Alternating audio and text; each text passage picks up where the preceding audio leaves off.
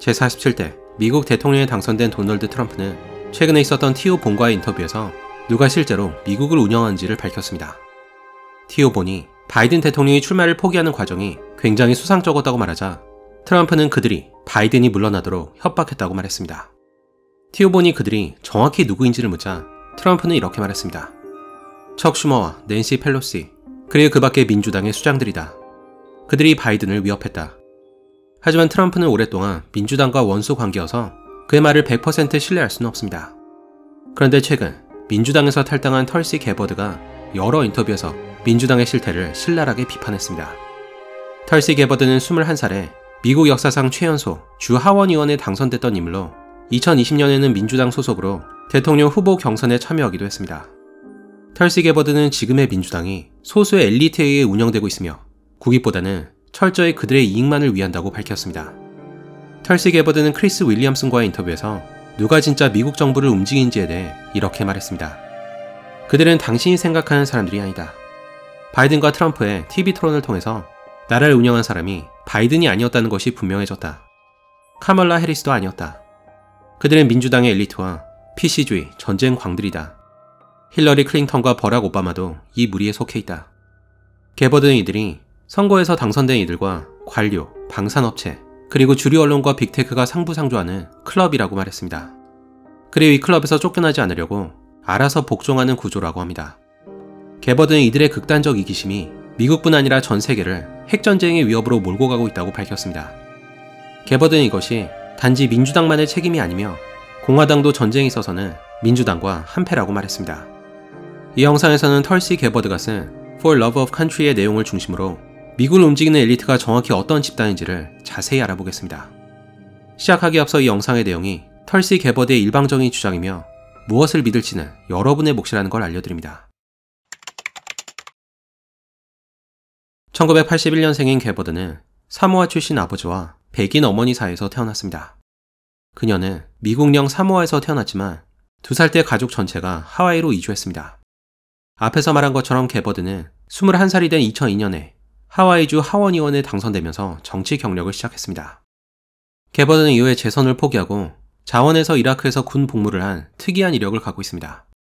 그녀가 복무한 곳이 교전 지역이어서 수많은 군인들이 목숨을 잃는 걸 목격했다고 합니다. 게버드는 이때의 경험이 그녀의 삶을 완전히 바꿔놨다고 말했습니다. 그녀는 전쟁이 얼마나 참혹한지를 직접 목격하면서 전쟁의 필요성에 대해 의문을 품게 됩니다. 그녀가 다시 전기에 복귀한 이유도 정치인과 군수업체가 합작해서 무의미한 전쟁을 일으킨 것에 반대하기 위해서라고 말했습니다. 2012년 게버드는 민주당 소속으로 연방 하원의원에 당선됐습니다. 당시만 하더라도 게버드는 민주당이야말로 진정으로 국민을 대변하고 언론의 자유를 옹호한다고 믿었다고 합니다. 이후에 사선까지 역임한 게버드는 민주당에 떠오르는 스타로 주목을 받았습니다. 하지만 얼마 후 어떤 사건을 계기로 게버드는 민주당으로부터 철저히 외면을 받게 됩니다. 당시 오바마 행정부는 시리아에 군을 투입하려고 하고 있었습니다. 그런데 게버드가 공개적으로 전쟁에 반대하고 나선 것이었습니다. 그리고 얼마 후 민주당으로부터 전화가 걸려왔는데 그녀가 감히 민주당과 오바마 대통령을 거역했다고 질책하는 메시지였습니다. 하지만 그들은 그녀가 왜 전쟁에 반대하는지에 대해서는 전혀 관심이 없었다고 합니다. 그들이 원하는 건 민주당과 대통령에 대한 절대적인 충성이었습니다. 그리고 이때부터 민주당이 그녀를 대하는 태도가 180도 변했다고 합니다. 털시 게버드는 조 로건과의 인터뷰에서 이때의 경험에 대해 이렇게 말했습니다. 내가 시키는 대로 하지 않자 나를 대하는 태도가 돌변했다. 민주당 수뇌부는 내가 그들의 약점과 위선을 폭로하는 것을 두려워했다. 그래서 그때부터 나와 거리를 두기 시작했다. 나를 비방하고 불신을 조장하더니 내가 언론에 노출되는 걸 완전히 막아버렸다. 게버드는 민주당에 있을 때 당과 반대되는 의견을 피력하거나 우파 인터뷰에 참여했다는 것만으로 계속된 비난을 받았다고 합니다. 게버드는 이에 대해서 이렇게 말했습니다. 이들은 더 이상 표현의 자유를 옹호하지 않으며 반대 의견은 철저히 묵살되고 공격받는다. 그리고 적으로 낙인이 찍힌다. 또 힐러리 클린턴 같은 민주당 수뇌부는 우리에게 반대하면 끝장이라는 공포심을 조장한다. 게버드는 2020년 대통령 후보 경선에 참여했을 때도 비슷한 경험을 했다고 합니다. 이때 게버드는 민주당 대통령 후보들과의 TV 토론에서 힐러리 클린턴과 카멜라 해리스를 비난했습니다. 게버드는 특히 카멜라 해리스가 검사로 있을 때 많은 오점을 남겼던 걸 지적했습니다. 예를 들어 억울한 누명을 쓴 남자를 풀어줄 충분한 증거가 나왔음에도 그 증거를 막았던 일과 이미 형량이 끝난 수감자들에게 강제 노동을 시켰던 일을 언급했습니다. 개버드는 해리스가 검사로서 많은 문제가 있었음에도 이상하게 자기 말고는 그 누구도 이 부분을 지적하지 않았다고 말했습니다. 민주당의 눈밖에 난 개버드는 많은 공격을 받아왔습니다. 2019년 힐러리 클린턴은 한 팟캐스트 방송에서 러시아가 개버드의 뒤를 봐주고 있다고 말했습니다. 그건 전혀 사실이 아니었지만 당시에는 많은 사람들이 힐러리 클린턴의 말만 믿고 한동안 자기를 의심했다고 합니다. 개버드가 민주당의 문제로 가장 먼저 지적한 것은 그들이 언론을 통제하고 권력을 남용한다는 것입니다. 개버드는 민주당이 그들이 적이라고 간주하는 사람들에 대한 거짓 비방을 서슴지 않으며 빅테크와 미디어까지 이들의 목소리에 힘을 실어준다고 말했습니다. 개버드는 한 예로 트럼프 러시아 내통 스캔들을 들었습니다. 2016년 민주당은 트럼프가 대통령에 당선되기 위해서 러시아와 내통하고 있다고 주장했습니다. 이를 입증할 확실한 증거가 없었지만 당시의 주류 언론은 이 주장이 마치 사실인 것처럼 다뤘다고 합니다. 하지만 힐러리 클린턴의 선거 본부장이었던 로비 묵의 증언에 따르면 이 모두가 힐러리 클린턴 측에서 만들어낸 흑색 선전이었다고 합니다. 그리고 얼마 후 월스트리트 저널도 같은 내용의 기사를 통해서 트럼프가 러시아와 내통하고 있다는 주장이 사실이 아님을 보도했습니다. 하지만 거짓 소문을 퍼뜨린 힐러리 클린턴 측과 주류 언론에서는 한마디의 사과도 없었다고 합니다. 민주당의 공격은 흑색 선전에 그치지 않습니다. 개버드에 따르면 바이든 행정부는 트럼프를 상대로 37건의 고소를 진행 중이며 국세청과 FBI까지 동원해서 수단과 방법을 가리지 않고 정적을 공격한다고 말했습니다. 하지만 민주당은 자기 편에게는 이중 잣대를 적용합니다. 법은 누구에게나 평등하게 시행돼야 하지만 개버드에 따르면 민주당은 누가 법망을 피할지를 정한다고 합니다. 예를 들어 힐러리 클린턴과 바이든이 국가안보 문서를 잘못 관리한 게 분명해 보였음에도 기소되지 않았습니다. 하지만 트럼프는 비슷한 혐의로 수십 건의 기소를 받았습니다. 개버드는 이에 대해 이렇게 말했습니다. 미국의 민주주의가 워싱턴의 엘리트들에 의해 망가지고 있다. 그들은 어리석은 국민을 대신해 누가 미국의 지도자가 될지를 대신 정해줘야 한다고 믿는다. 그들은 헌법과 국민의 목소리를 무시한다. 민주당의 엘리트들은 우리가 투표를 통해서 잘못된 선택을 할 것을 두려워하고 있다. 그래서 언론을 통제하고 특정 목소리와 정보를 검열하고 있다. 이것은 독재의 특징이다. 2024년 민주당은 도널드 트럼프가 당선되는 걸 막기 위해서 법무부와 FBI를 통해 그를 기소했다. 오늘 공격받는 쪽은 공화당이지만 내일은 민주당이 될 수도 있다. 만약 대통령이 정적을 쓰러뜨리기 위해서 정부의 힘까지 동원한다면 미국은 정권 교체가 있을 때마다 여러 사람이 감옥에 가고 대통령은 망명을 떠나는 삼류 국가로 전락할 것이다. 개버드는 21살에 민주당에 가입한 가장 큰 이유 중 하나가 민주당이 표현의 자유를 옹호해서였다고 밝혔습니다. 하지만 슬프게도 지금은 더 이상 그렇지 않다고 합니다. 지금의 민주당은 그들의 찬동하는 말만 보호할 뿐이고 민주당에 반대하는 언론은 적극적으로 통제한다는 겁니다. 타우시 개버드는 프랑스의 철학자 볼테르의 말을 인용했습니다. 나는 당신의 말에 동의하지 않지만 당신의 발언권을 지키기 위해 목숨을 바치겠다. 그런데 개버드는 오늘날의 민주당이 표현의 자유보다는 워크 사상을 소화하는데 더 열심인 것처럼 보인다고 말했습니다. 워크는 깨어있다는 뜻으로 인종차별과 성차별에 반대하며 게이나 레스비언, 그리고 트랜스젠더 등을 뜻하는 LGBTQ를 옹호하는 사상입니다. 한마디로 PC주의와 유사하다고 할 수 있습니다. 문제는 조금이라도 워크 사상에 반대하면 공격을 받거나 검열 대상이 된다는 겁니다. 그래서 성전환 수술의 영구적인 손상을 지적하거나 낙태에 반대하더라도 거센 반발을 사고 있습니다. 최근 조사에 따르면 70%의 민주당 당원이 언론에 대한 정부 검열에 반대하지 않는다고 응답했습니다. 어떤 표현은 그대로 두기에는 너무 위험해서 금지해야 한다는 논리입니다. 민주당의 하원 의원인 스테이시 플라스켓은 표현의 자유는 절대적이지 않다고 말했습니다. 표현의 자유는 미국 헌법에서 보장하는 주요 권리 중 하나입니다. 하지만 오늘날 민주당은 표현의 자유를 강조하는 대신에 혐오 표현과 허위 정보를 금지해야 한다고 가르칩니다. 2022년 탐사보도 기자 맷 헤비는 바이든 정부가 특정 인물의 발언을 검열하고 심지어 계정을 정지하도록 빅테크 회사에 압력을 가하고 있다는 사실을 밝혔습니다. 바이든 정부는 이것이 미국인을 혐오 표현과 허위 정보로부터 보호하기 위해서라면서 이 같은 행동을 정당화했습니다. 하지만 가장 중요한 질문이 남아 있습니다. 어떤 것이 혐오 표현이고 허위 정보인지는 누가 정하는가? 게버드는 이에 대해 이렇게 말했습니다. 민주당의 엘리트들은 누가 검열을 받고 어떤 말은 괜찮은지를 자기들이 정해야 한다고 생각한다. 그들은 그것이 잘못된 생각과 위험한 말로부터 우리를 보호하기 위해서라고 말한다. 그들은 우리가 무엇이 옳고 그른지 판단할 능력도 없어서 정부가 대신 정해줘야 한다고 생각한다. 이제 정부는 표현의 자유를 보장하는 대신에 그 권리를 가져가려고 한다. 이것은 자유도 민주주의도 아니다. 이것은 권위주의다. 털시 게버드는 지금이 역사상 그 어느 때보다 핵전쟁이 일어날 가능성이 가장 높다고 말했습니다. 그리고 이것이 힐러리 클린턴과 민주당 엘리트의 권력에 대한 끝없이 이기적인 욕망의 결과라고 덧붙였습니다. 게버드에 따르면 민주당의 전략은 이렇습니다. 선전 매체와 국가안보기관을 이용해서 러시아와의 냉전을 부추기고 푸틴을 새로운 히틀러로 묘사한다. 그리고 트럼프를 푸틴과 연결해서 파괴한다. 2017년 하원 정보위원회 소속인 아담 시프는 트럼프가 러시아와 공모해서 미국 선거에 간섭했다는 상당한 증거가 있다고 진술했습니다. 하지만 존 더럼의 특검 보고서에 따르면 이는 전혀 사실이 아니며 오히려 힐러리 클린턴 측에서 퍼뜨린 거짓말이었다고 합니다. 게버드는 지금의 민주당이 고의로 러시아와의 긴장을 고조시켜서 새로운 냉전을 부추긴다고 말했습니다. 이는 정치인이 군산복합체와 밀접한 상호 이익관계를 맺어서라고 말했습니다.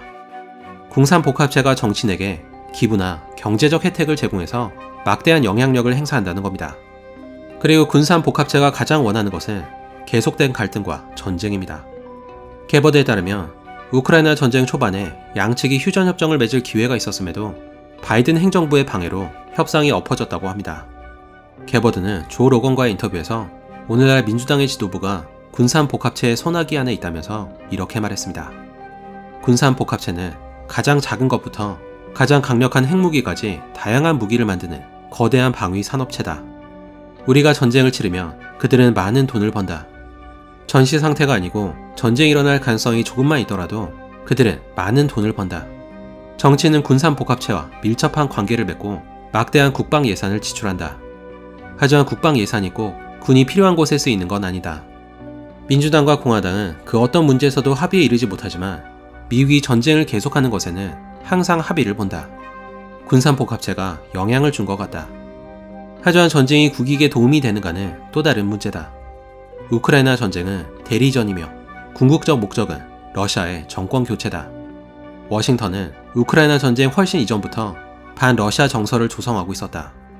그 결과 세계는 언제라도 핵전쟁이 터질 수 있는 위험한 상황이다. 우리는 러시아의 강경파 인사들이 푸틴에게 핵을 사용하려고 압박한다는 걸 알고 있다. 바이든은 이 전쟁이 푸틴의 잘못이라고 말하지만 사실 전쟁이 일어나게 부추긴 건 미국과 서방이다. 서방은 러시아가 우크라이나를 넘어서 유럽 전체를 차지할 거라고 말하지만 사실이 아니다. 러시아는 우크라이나를 차지하는데도 애를 먹고 있다. 푸틴은 벼랑에 몰려있고 망신을 당했다. 러시아는 이미 핵을 사용하는 걸 얘기하고 있고 이를 위해서 핵 정책까지 수정했다. 우리는 핵 전쟁 직전에 있는데 미디어는 다루지 않는다. 다룬다고 하더라도 마치 이길 수 있는 전쟁인 것처럼 말한다. 하지만 핵을 주고받는 상황에서 이기는 건 불가능하다. 사람들은 미국이 우크라이나에 돈을 쏟아붓는 걸 당연시한다. 하지만 그 돈이 어떻게 쓰이고 있는진 묻지 않는다. 우크라이나에서의 부정부패에도 관심이 없다. 그리고 이 전쟁의 영향이 무엇인지 묻지 않는다. 조 로건이 게버드에게 앞으로 어떻게 될 건지를 묻자 게버드는 이렇게 말했습니다. 만약 아무것도 변하지 않고 지금 상태가 계속되면 3차 세계대전과 핵 재앙이 일어날 것이다. 하와이 출신인 게버드는 북한의 핵미사일 개발에 유독 큰 관심을 보였습니다. 게버드는 미국의 잘못된 외교 정책과 정권 교체 시도가 북한이 핵미사일 개발에 집착하게 했다고 말했습니다. 게버드는 이에 대해 이렇게 말했습니다. 리비아의 독재자 카다피는 미국이 그의 정부를 전복하지 않을 거라는 약속을 믿고 핵무기 프로그램을 포기했다. 하지만 카다피가 핵무기 프로그램을 포기하자마자 오바마 행정부와 힐러리 클린턴은 약속을 어기고 리비아를 공격했다. 카다피는 결국 거리로 끌려 나와서 비참한 최후를 맞았다. 지금 리비아는 공개적으로 노예를 거래하고 있고 이슬람 테러 단체가 방대한 영토를 차지하고 있다. 김정은은 카다피와 같은 결말을 원하지 않는다. 이제 그에게 핵무기를 포기하며 안전을 보장하겠다는 말은 먹히지 않는다. 개버드는 민주당이 워크 사상을 너무 옹호한 나머지 남자와 여자 사이에 생물학적 차이가 있다는 객관적인 사실마저 부정하고 있다고 말했습니다. 최근에는 리아 토마스라는 트랜스젠더 선수가 여성 수영 경기에 참가해 큰 논란이 된 적이 있었습니다. 리아 토마스가 남성 경기에 출전했을 때는 전국 랭킹이 462위에 불과했지만 성전환을 하고 여성 경기에 참여하고부터는 많은 대회에서 1위를 차지하고 있다고 합니다. 게다가 여자 선수들은 리아 토마스와 같은 탈의실을 사용하도록 강요받았습니다. 당연히 여자 선수들은 강하게 항의했지만 이들은 오히려 워크 단체로부터 트랜스젠더 혐오자라는 공격을 받았다고 합니다. 이처럼 남자와 여자의 차이가 무시되면서 많은 부작용이 발생하고 있습니다. 하지만 정부는 여전히 과할 정도로 트랜스젠더 친화적인 정책을 밀어붙이고 있습니다. 또 다른 문제는 학교에서 학생들에게 성전환 수술을 받으라고 적극 권장한다는 것입니다. 학교는 학생이 성정체성 혼란을 겪고 있는 걸 알면서도 부모에게 알리지 않습니다. 그러면서 부모 몰래 학생이 호르몬 억제제를 받거나 성전환 시술을 받는 걸 돕는다고 합니다. 만약 부모가 반대하면 정부는 아이를 강제로 데려가겠다고 협박했다고 합니다. 하지만 사리분별을 못하는 너무 이른 나이에 돌이킬 수 없는 시술을 받게 하는 건 굉장히 위험한 일입니다. 실제로 수많은 트랜스젠더 청소년들이 자신의 결정을 깊이 후회하면서 이를 자신의 인생에서 가장 큰 실수로 꼽았습니다. 개버드를 인터뷰하던 조 로건은 자기 친구도 비슷한 일을 겪었다면서 이렇게 말했습니다. 내 친구 아내가 선생님인데 여학생 화장실에 애완동물용 변기를 설치해야 했다. 어떤 여학생이 자신의 정체성이 고양이라고 했기 때문이다. 그래서 여학생의 부모가 학교를 졸라서 애완동물용 변기를 설치하게 했다. 하지만 정부와 학교에서 이런 급진적인 정책을 밀어붙이는 동안 읽기와 쓰기 같은 기초교육은 뒷전으로 밀려났습니다. 그래서 미국 성인 인구의 절반인 1억 3천만 명이 6학년 수준 이하의 독서력을 갖고 있다고 합니다. 개버드는 이 사태에 대해 이런 말을 남겼습니다. 그들은 진실과 거짓의 경계선을 모호하게 만들었다. 이 경계선을 없애면 그 어떤 것도 가능하다. 옳고 그름, 그리고 거짓과 진실이 사라진다. 권력을 잡은 이들은 오직 그들만이 무엇이 옳고 그른지를 판단할 수 있다고 생각한다. 만약 반대하면 검열과 비난이 기다리고 있다.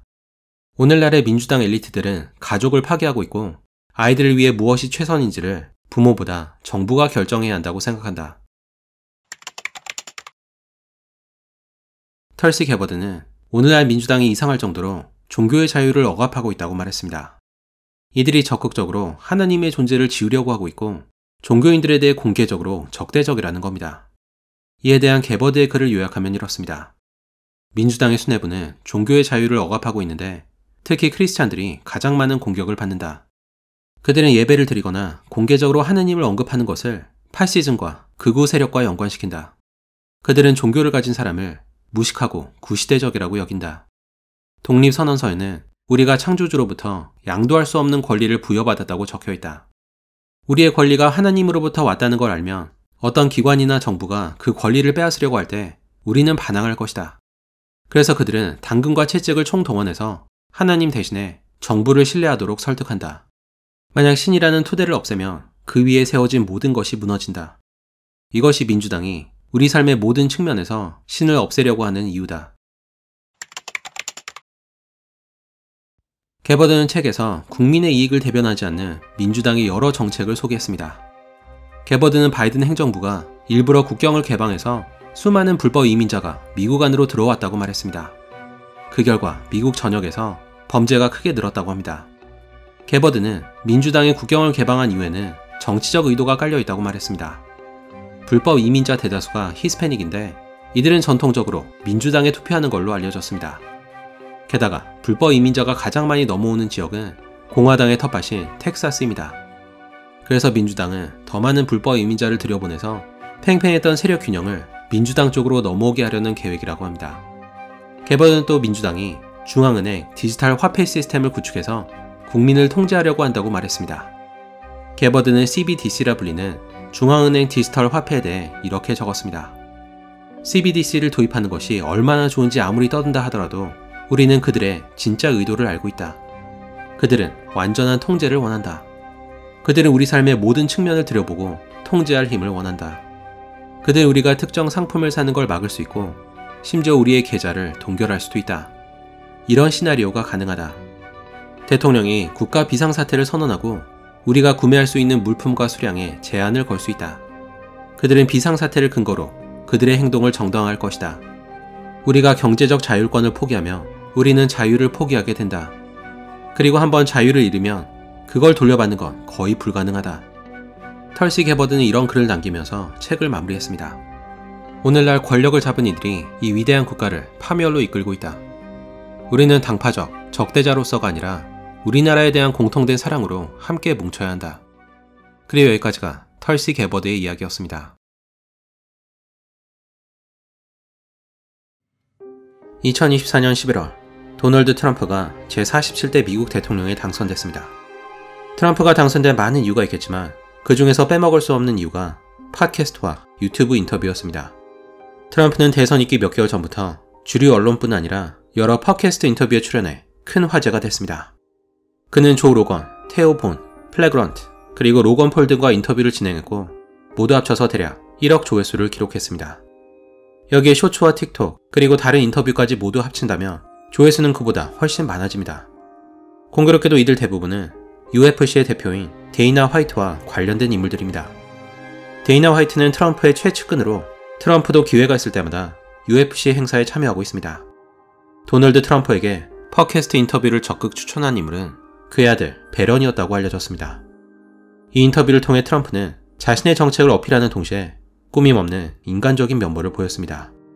이는 잘 짜인 스크립트를 읽는 듯한 다른 정치인들과는 확연히 다른 모습이었습니다.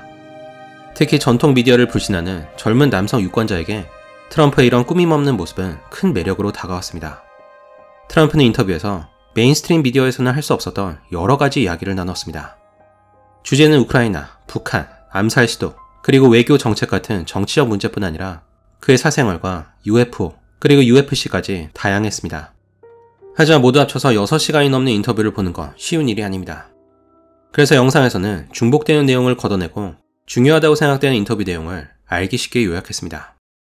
시작하기에 앞서 이 영상의 목적이 트럼프를 무조건 옹호하기 위해서가 아니라 단지 그의 정치적 성향과 의도를 더 잘 이해하기 위해서라는 걸 알려드립니다.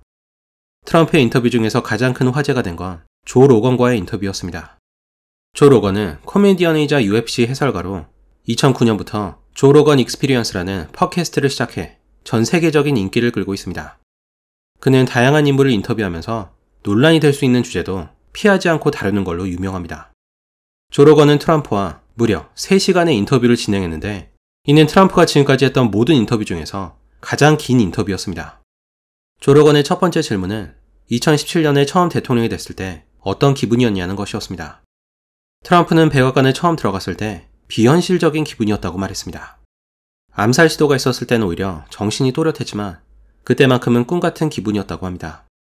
트럼프는 백악관에 들어갔을 때 그 아름다움에 압도됐다고 말했습니다. 그는 오랫동안 사치품을 취급하면서 돈을 벌었지만 백악관은 그런 자기 눈에도 아름다웠다고 합니다. 하지만 점차 대통령이 된 현실에 익숙해졌다고 말했습니다.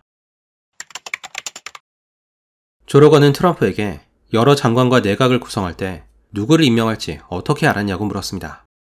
그러자 트럼프는 솔직하게 누구를 임명해야 할지 전혀 몰랐다고 고백했습니다.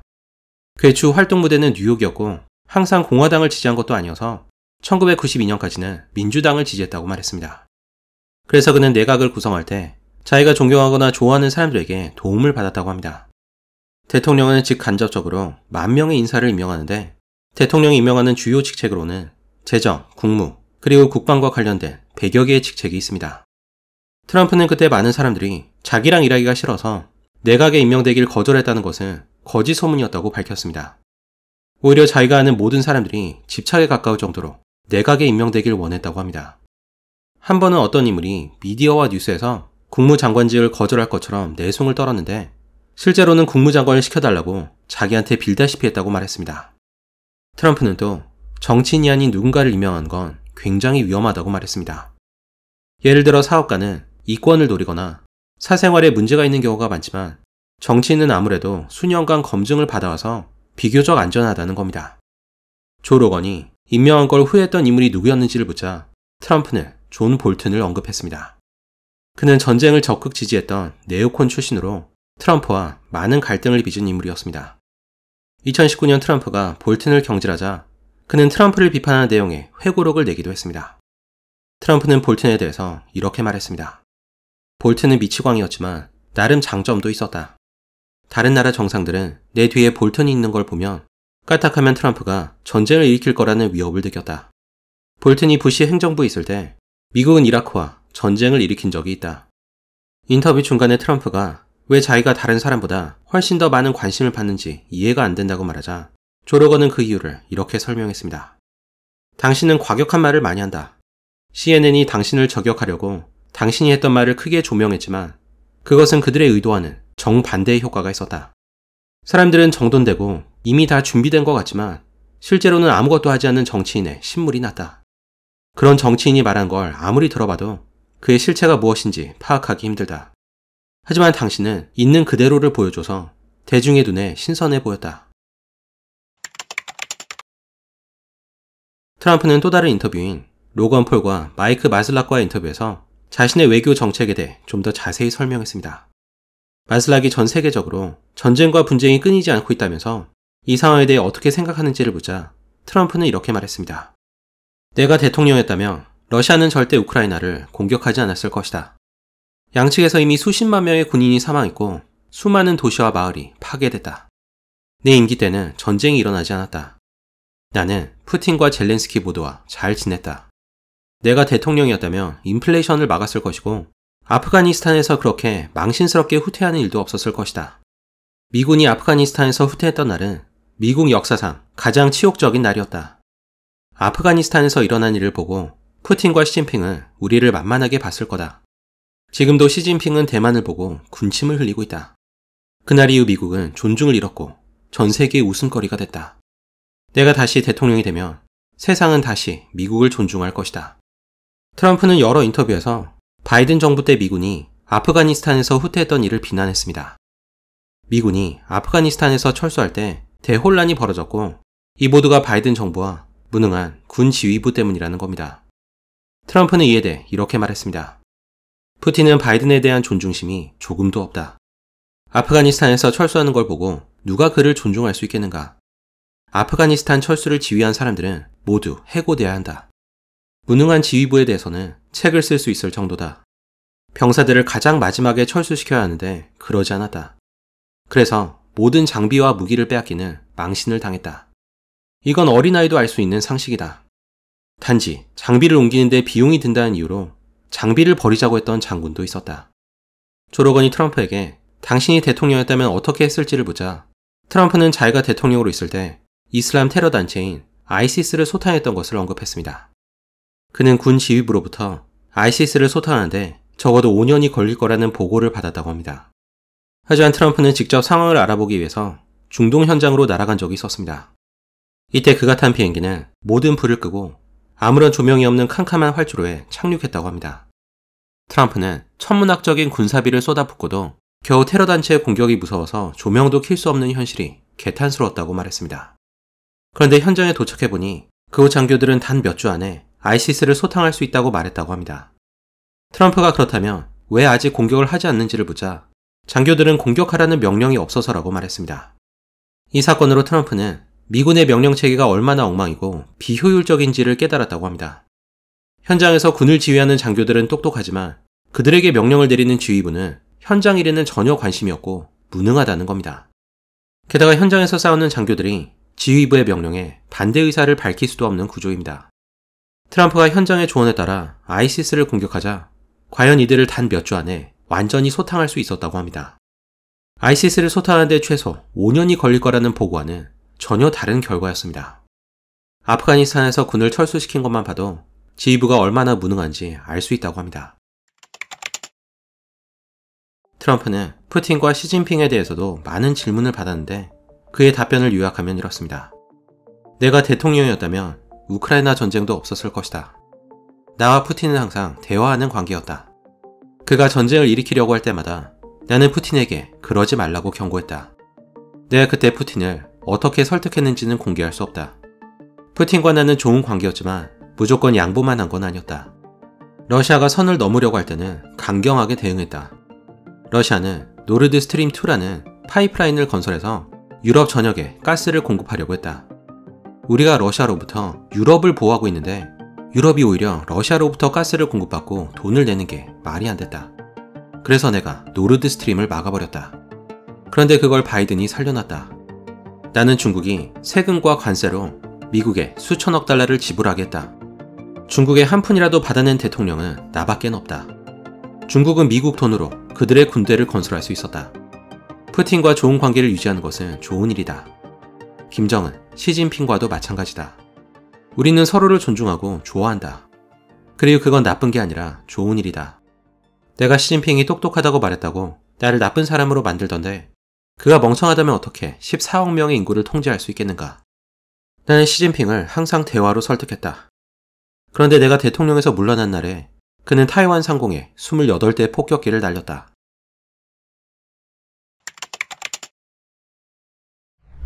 대통령이 당선됐을 때 트럼프는 오바마에게 미국의 가장 큰 문제가 무엇인지를 물어봤다고 합니다.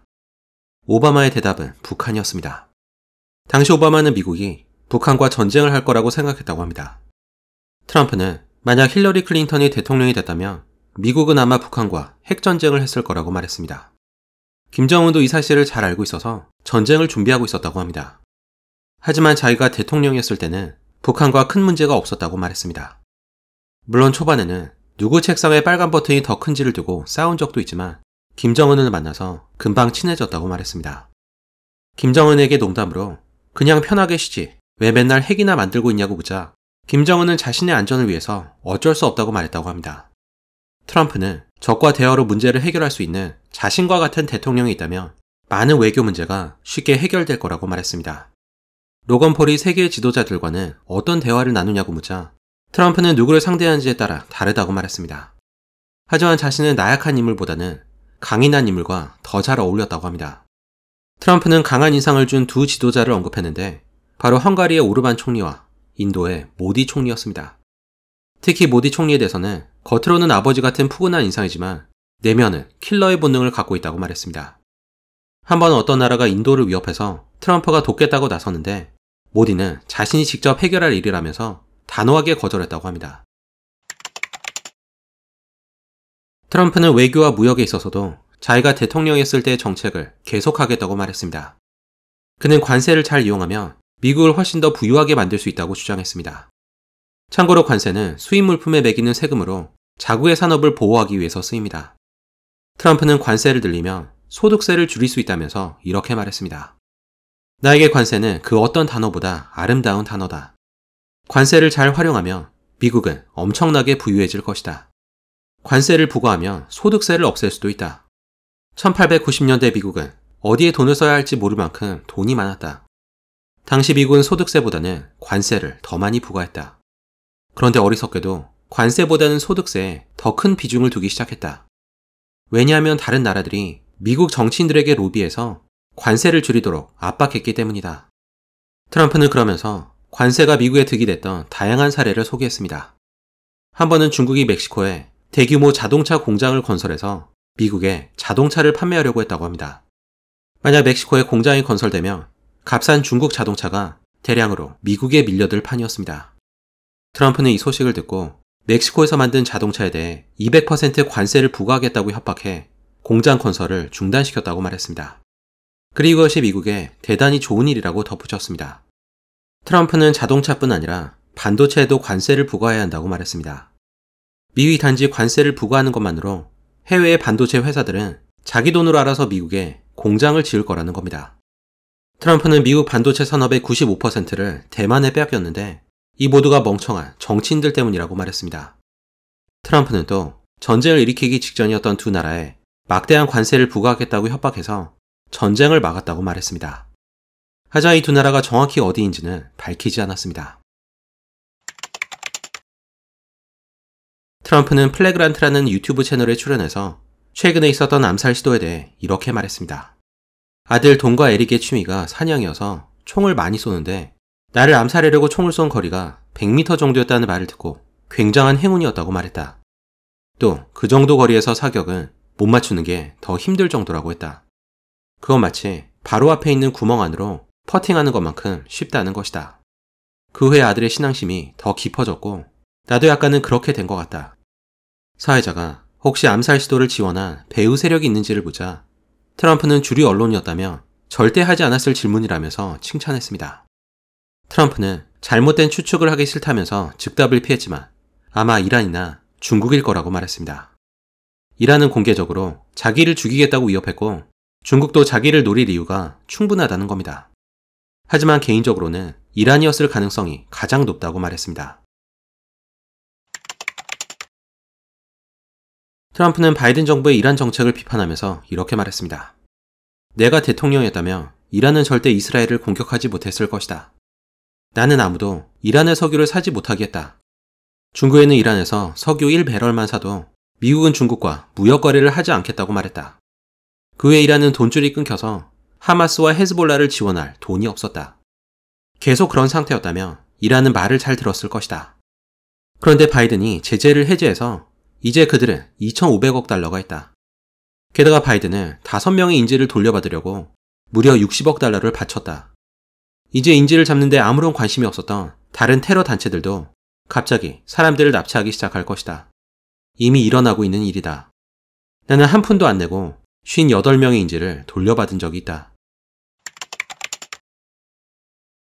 트럼프는 또 바이든과 카멀라 해리스를 신랄하게 비판하면서 이렇게 말했습니다. 바이든은 특별한 능력이 있는데 카메라가 촬영하는 앞에서도 잠을 잘 수 있다는 것이다. 나는 절대 할 수 없는 일이다. 바이든은 무능력하고 대화하는 법을 모른다. 알래스카에서 바이든 행정부가 중국인들을 만났는데 중국인들은 미국이 얼마나 잘못하고 있는지 훈계했다고 한다. 바이든을 만만하게 봐서 그런 것이다. 중국인들은 교활하고 위험하다. 카말라는 멍청하고 두 문장을 조합하지도 못한다. 카멜라가 대통령이 된다면 끔찍한 일이 벌어질 것이다. 카멜라는 미국 역사상 최악의 부통령으로 평가받는다. 하지만 PC주의 때문인지 카멜라가 선택받았다. 카멜라는 내가 많은 종류의 세금을 부과할 거라는 터무니없는 거짓말을 했다. 카멜라가 국경을 개방해서 대략 2천만 명의 불법 이민자가 넘어왔다. 그중 많은 이가 살인자와 범죄자들이다. 왜 우리가 다른 나라의 범죄자들을 대신 받고 있는가? 카멜라는 국경을 지키는 임무를 맡았는데도 아무것도 하지 않았다. 내가 대통령이 되면 장벽을 세우고 미국에 들어온 불법 이민자와 범죄자를 몰아낼 것이다. 트럼프는 또 주류 언론이 편파적이라는 불만을 터뜨리면서 이런 말을 했습니다.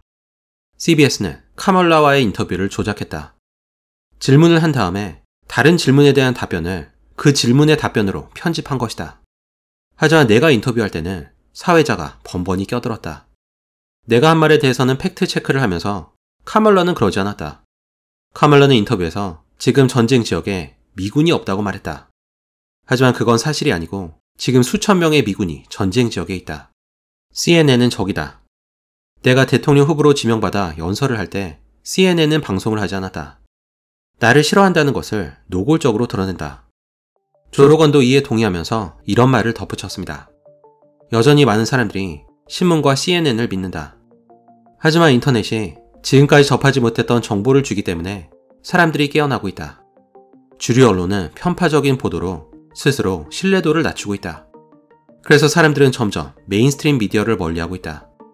게다가 젊은이들은 과도한 PC주의와 워키즘에 대해 알레르기 반응을 보인다. 이제 저항운동을 하고 있는 쪽은 보수 진영이고 진보 진영은 비판을 입막음하고 검열을 하고 있다. 세상이 거꾸로다. 트럼프를 인터뷰한 테오 보는 미국의 터무니없이 비싼 의료 비용을 지적했습니다. 그는 미국인이 파산하는 가장 큰 원인이 의료 부채라면서 왜 정부가 국민을 위하는 정책이 아니라 국민을 괴롭히는 정책을 내놓고 있는지를 물었습니다. 그러자 트럼프는 이렇게 말했습니다. 돈 때문이다. 나는 병원이 가격을 공개하게 해서 서로 경쟁하게 하는 법을 만들려고 했다. 그러면 의료 비용이 많이 줄었을 것이다. 하지만 바이든 정부가 막았다. 이 법을 강력하게 반대하는 로비 단체와 세력이 있다. 내가 대통령이 되면 다시 추진하겠다. 이처럼 대다수의 국민이 고통을 받아도 자신의 이익만을 추구하는 수많은 로비 단체가 정계를 조종한다. 대표적으로는 변호사 로비 단체와 제약회사가 있다. 트럼프는 로건 폴과의 인터뷰에서는 정치 이야기에서 벗어난 가벼운 대화를 나눴습니다. 그중 하나가 UFO에 대한 대화였습니다. 로건 폴이 UFO가 있는지를 묻자 트럼프는 이렇게 말했습니다. 최근에 UFO에 대한 많은 질문을 받는다. 내가 대통령이었을 때 키 큰 톰 크루즈처럼 완벽하게 생긴 파일럿이 찾아와서 뭔가를 봤다고 말했다. 그것은 둥글고 F-22보다 4배 정도 빨랐다는 것이다. 그는 절대 헛소리를 할 만한 사람이 아니었다. 하지만 나는 그것이 UFO였다고 믿지는 않는다. 트럼프는 왜 UFO를 믿지 않는지는 밝히지 않았습니다. 참고로 UFO는 유독 미국 서부에서 많이 목격되는데 미 국방부는 그것이 군사 실험용 비행 물체거나 아니면 단순히 자연 현상일 수 있다고 보고했습니다. 이 밖에도 많은 의견이 있는데 조 로건이 인터뷰했던 터커 칼슨은 UFO가 사실 외계인이 아니라 영적 현상일 수 있다고 말했습니다. 트럼프는 또 자기를 지지해준 일론 머스크를 칭찬한 걸 잊지 않았습니다. 그는 일론 머스크에 대해 이런 말을 남겼습니다. 일론은 대단하다. 일론이 로켓을 착륙시키는 걸 보고 매료됐다. 그 어떤 나라도 하지 못한 것을 일론이 한 것이다. 나는 그걸 보고 우주군을 창설했다. 일론은 또 스타링크라는 걸 만들었다. 미국은 전국에 케이블망을 까는 데만 수조 달러를 쓰고 있는데 스타링크를 사용하면 그 돈을 아낄 수 있다. 트럼프는 과도한 환경 규제에 반대하는 걸로 알려졌습니다. 조 로건과의 인터뷰에서도 환경 규제를 반대하면서 이렇게 말했습니다. 환경 규제는 성장을 억제하는 가장 큰 장애물이다. 일론 머스크도 규제 때문에 로켓을 달로 보내는 것이 어렵다고 말했다. 환경을 보호한다는 명분으로 사람들이 아무것도 할 수 없게 만들었다.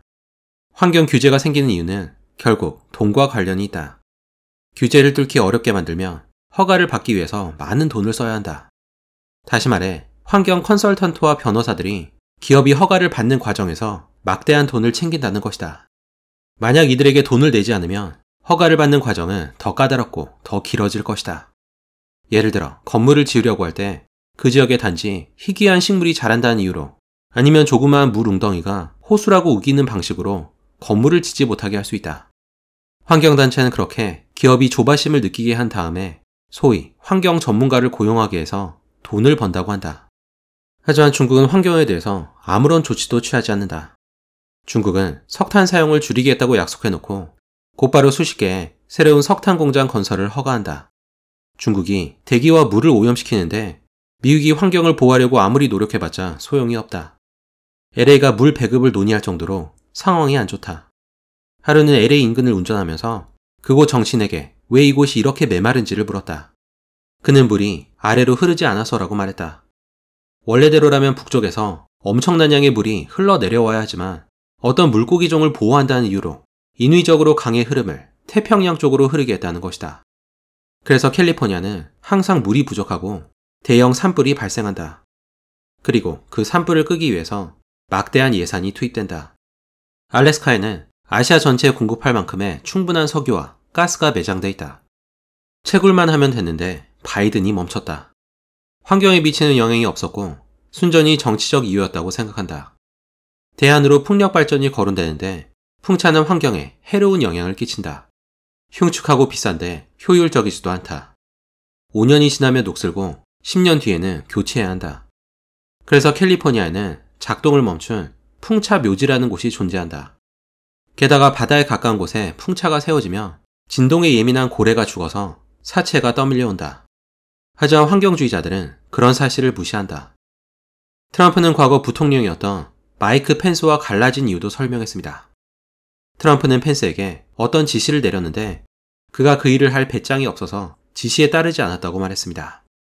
99%의 일에는 펜스와 뜻을 같이 했지만 결국 그 일로 사이가 틀어졌다고 합니다. 트럼프는 그 외에도 여러 주제에 대해 많은 대화를 나눴습니다. 하지만 시간상 여기까지만 다루겠습니다. 최근 백악관 내부자였던 린디 리가 션 라이언과 인터뷰에서 지난 4년간 누가 진짜 미국을 운영하고 있었는지를 밝혔습니다. 린디 리에 따르면 이들은 스티브 리체리, 애니타 던, 제프 자이언트, 마이크 더널린, 론 클라인, 그리고 밥 바오였다고 합니다. 그녀는 또 지난 4년간 바이든 대통령이 치매 증상으로 거의 제정신이 아니었고 실질적으로는 오바마 대통령의 제3기에 가까웠다고 덧붙였습니다.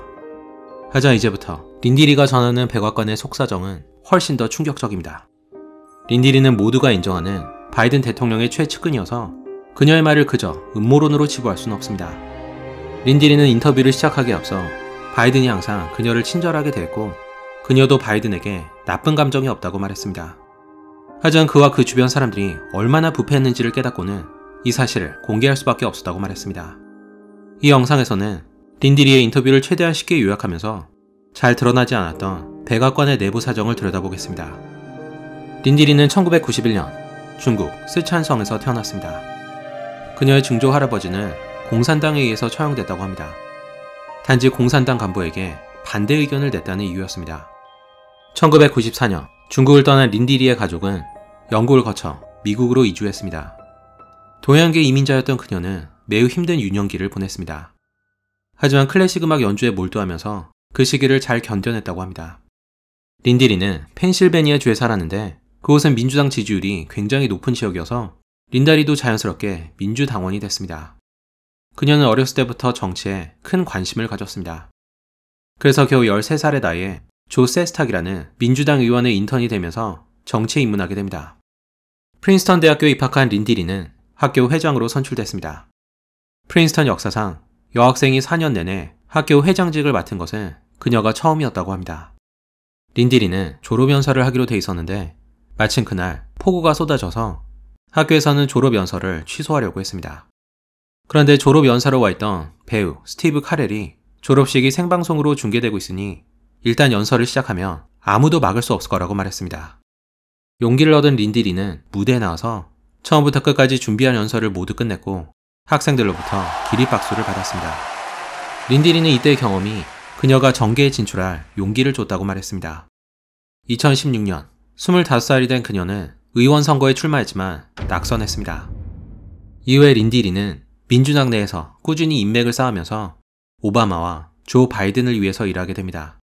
특히 2020년 미국 대통령 선거 때는 모금 행사를 주최해서 수천만 달러의 기부금을 바이든 대통령 캠페인에 모금하기도 했습니다. 그리고 이때의 공로로 백악관까지 진출한 것이었습니다. 션 라이언이 린디리에게 바이든 대통령이 언제부터 치매기가 있었는지를 묻자 린디리는 이렇게 말했습니다. 2022년부터 본격적으로 증상이 악화되기 시작했다. 2019년과 2020년까지는 그렇게 나쁘지 않았다.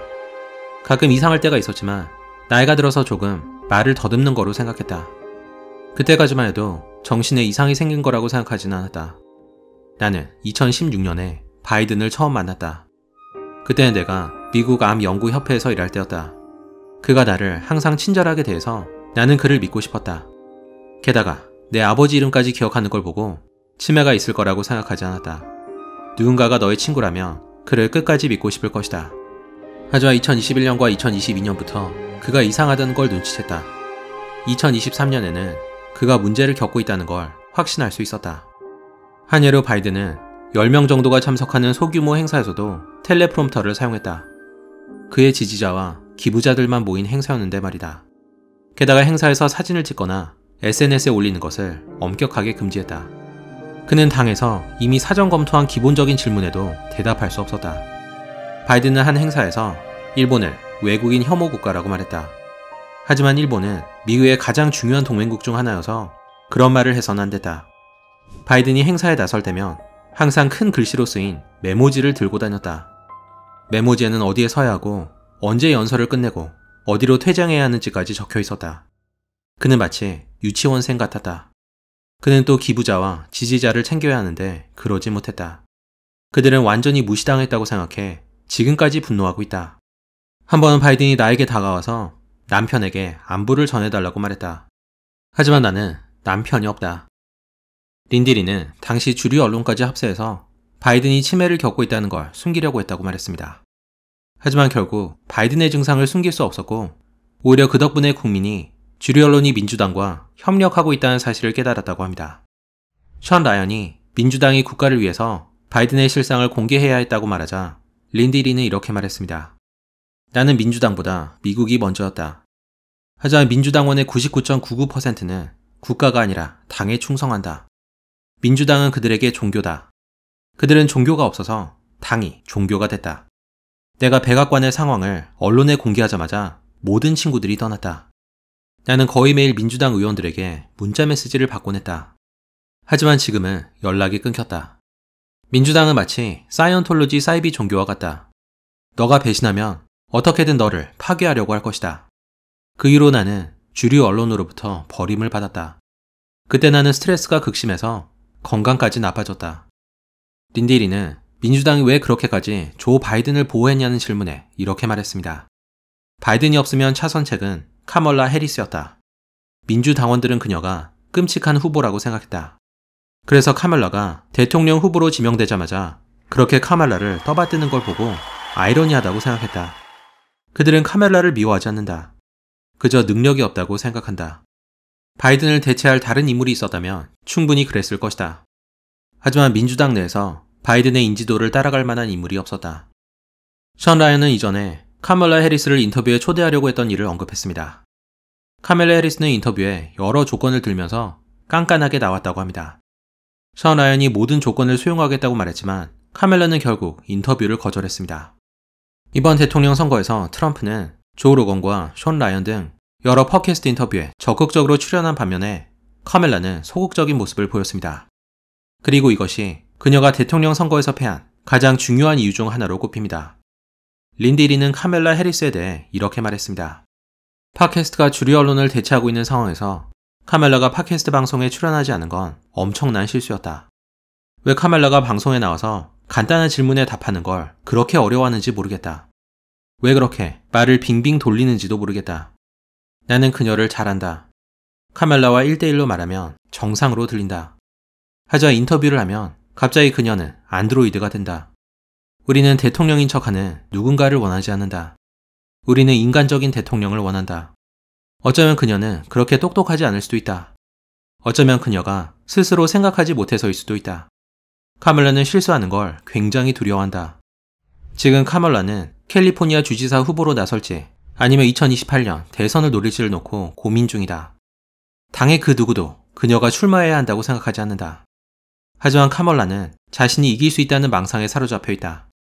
캘리포니아 주지사에 출마한다 해도 당선을 장담할 수 없다. 최근에 있었던 LA 산불은 민주당이 얼마나 엉망인지를 보여줬다. 오랜 민주당 지지자들도 등을 돌리는 상황이다. 카멀라는 팟캐스트에 출연하는 대신에 유세 현장에 돈을 쏟아부었다.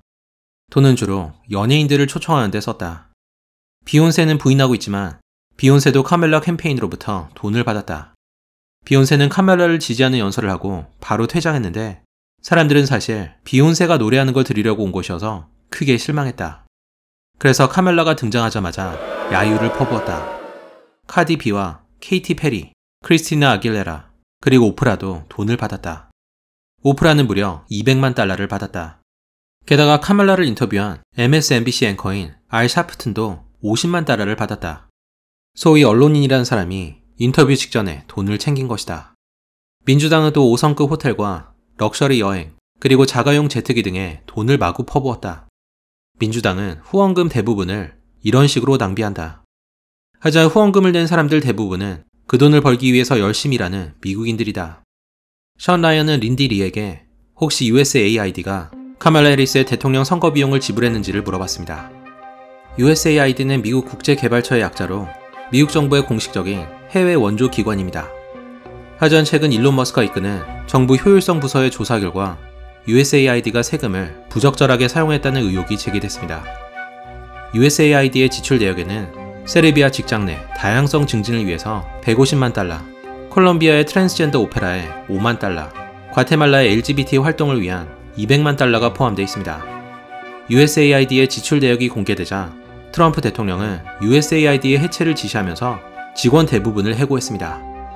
혹시 USAID가 카멀라 해리스에게 돈을 줬냐는 질문에 린디리는 이렇게 말했습니다. USAID가 카멀라에게 돈을 줬다고 생각하진 않는다.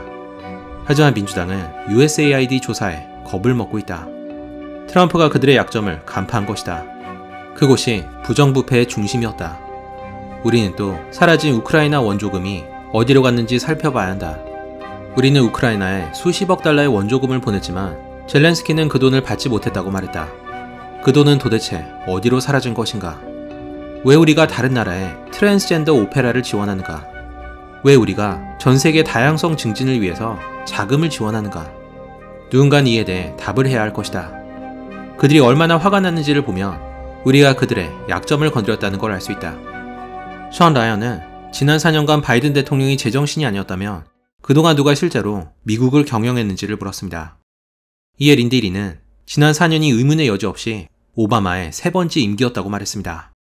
오바마가 바이든의 선임 고문 6명과 젊은 백악관 직원들과 함께 나라의 실권을 장악했다는 겁니다. 린디리는 이 백악관 직원들이 누구인지를 설명하면서 이렇게 말했습니다. 바이든이 자리를 비운 틈을 타 이 30대 직원들이 마음대로 백악관을 운영했다. 이 직원들은 기본적으로 세계에서 가장 강력한 거주지에서 자신의 환상을 실현하며 고등학교 시절을 다시 살고 있는 너드들이다. 그들은 백악관의 사교부서를 장악하고 바이든과 해리스의 친구들을 초대하는 대신에 자기 친구들과 극좌 인플루언서들을 초대했다. 이는 대통령의 뜻을 실행하기보다는 자신들의 정치적 이익을 위한 것이었다. 우리는 결국 그것을 바로잡았지만 이들은 한동안 큰 골칫거리였다. 백악관은 오랫동안 몇 명의 MZ세대 백악관 직원들에 의해서 운영됐다. 백악관이 MZ세대 직원들에 의해서 장악됐다면 나라의 운영은 바이든의 선임 고문들이 맡았던 것으로 보입니다. 린디리는 이들의 실명까지 공개했는데 이들의 이름은 스티브 리체리, 애니타 던, 제프 자이언트, 마이크 도널린, 론 클라인, 그리고 밥 바워였습니다. 린다리는 이들에 대해서 이런 말을 남겼습니다. 이들이 지난 4년간 미국을 실제로 운영한 사람들이다. 이들은 바이든과의 인맥을 통해서 그 자리에까지 올라갔다. 그들은 수십 년간 바이든의 이름에 기생해왔다. 그들은 바이든 뒤에 숨어서 최대한 이득을 취하려고 했다. 그래서 그들은 바이든이 정상이 아니라는 사실을 끝까지 인정하지 않았다. 그들이 바로 문직이다. 이들은 또 오바마와도 가까운 사이였다. 이 중에서 가장 연장자인 스티브 리체리는 재무부의 압력을 가해서 자신의 아들을 취직시켰다. 마이크 도널리는 바이든에게 그가 트럼프를 이길 거라는 가짜 통계를 제공했다. 하지만 이는 전혀 사실이 아니었다. 이들이 그 위치에 올라갈 수 있었던 유일한 이유는 그들이 바이든과 친하고 충직하다는 것이었다. 이들 중에서 유일하게 애니타 던만이 그들이 하는 일이 잘못됐다고 지적할 용기가 있었다. 결국 애니타 던은 그녀의 남편 밥 바워와 함께 백악관에서 쫓겨났다. 션 라이언이 이들이 함께 모여서 나라를 어떻게 운영할지 회의를 가졌는지를 묻자 린디리는 이들이 서로 미워하는 사이였다고 말했습니다. 특히 바이든 쪽 사람들은 카말라 해리스 쪽 사람들과 앙숙이었다고 합니다. 션 라이언은 그러면 이들이 정책을 결정하는 과정이 어떻게 되냐고 물었습니다. 이에 대해 린디리는 이렇게 말했습니다. 오바마로부터 정책이 6명의 선임 고문들과 경험이 없는 MZ세대 직원들에게 전달됐다. 그들은 모두 선출되지 않은 인물들이었다. 그들은 DEI와 LGBTQ 운동 같은 그들의 비전을 모든 미국인들에게 강요했다. 프라이드가 그들의 종교가 됐다. 이들이 나라와 백악관을 장악한 사이에 조 바이든은 무엇을 하고 있었냐는 질문에 린디리는 이렇게 말했습니다. 바이든은 아침에 모닝조라는 쇼를 보고 4시면 잠에 든다. 그래서 늦은 시간에 트럼프와 TV 토론을 했을 때 제정신이 아니었던 것이다. 내가 기억하기로 바이든 대통령은 작년에 딱 한 번 강요회의에 참석했다. 바이든 임기 동안 큰일이 없었던 건 천만다행이다. 하지만 바이든의 임기 동안 국경이 뚫렸다. 민주당은 불법 이민자가 넘어온 걸 문제 삼지 않는다. 절대 인정하지 않겠지만 민주당의 이민자들이 미래의 민주당에 표를 던질 거라고 생각하기 때문이다. 그들은 불법 이민자를 동정하면서 미국의 주권이나 미국의 어린이들에 대해서는 전혀 신경 쓰지 않는다. 린디리는 오바마와 바이든의 관계에 대해서 다음과 같은 말을 남겼습니다. 오바마와 조 바이든의 관계는 케네디 대통령과 린든 존슨의 관계와도 같다. 케네디 대통령은 린든 존슨을 높게 평가하지 않았지만 텍사스에서의 그의 인기 때문에 어쩔 수 없이 린든 존슨을 뽑았다. 하지만 실제로는 린든 존슨을 경멸했다. 바이든에 대한 오바마의 태도도 이와 비슷했다. 오바마는 바이든이 결국에는 모든 걸 망칠 거라고 생각했다. 그리고 결국에는 그가 옳았다. 오바마는 카말라 해리스도 신뢰하지 않았다.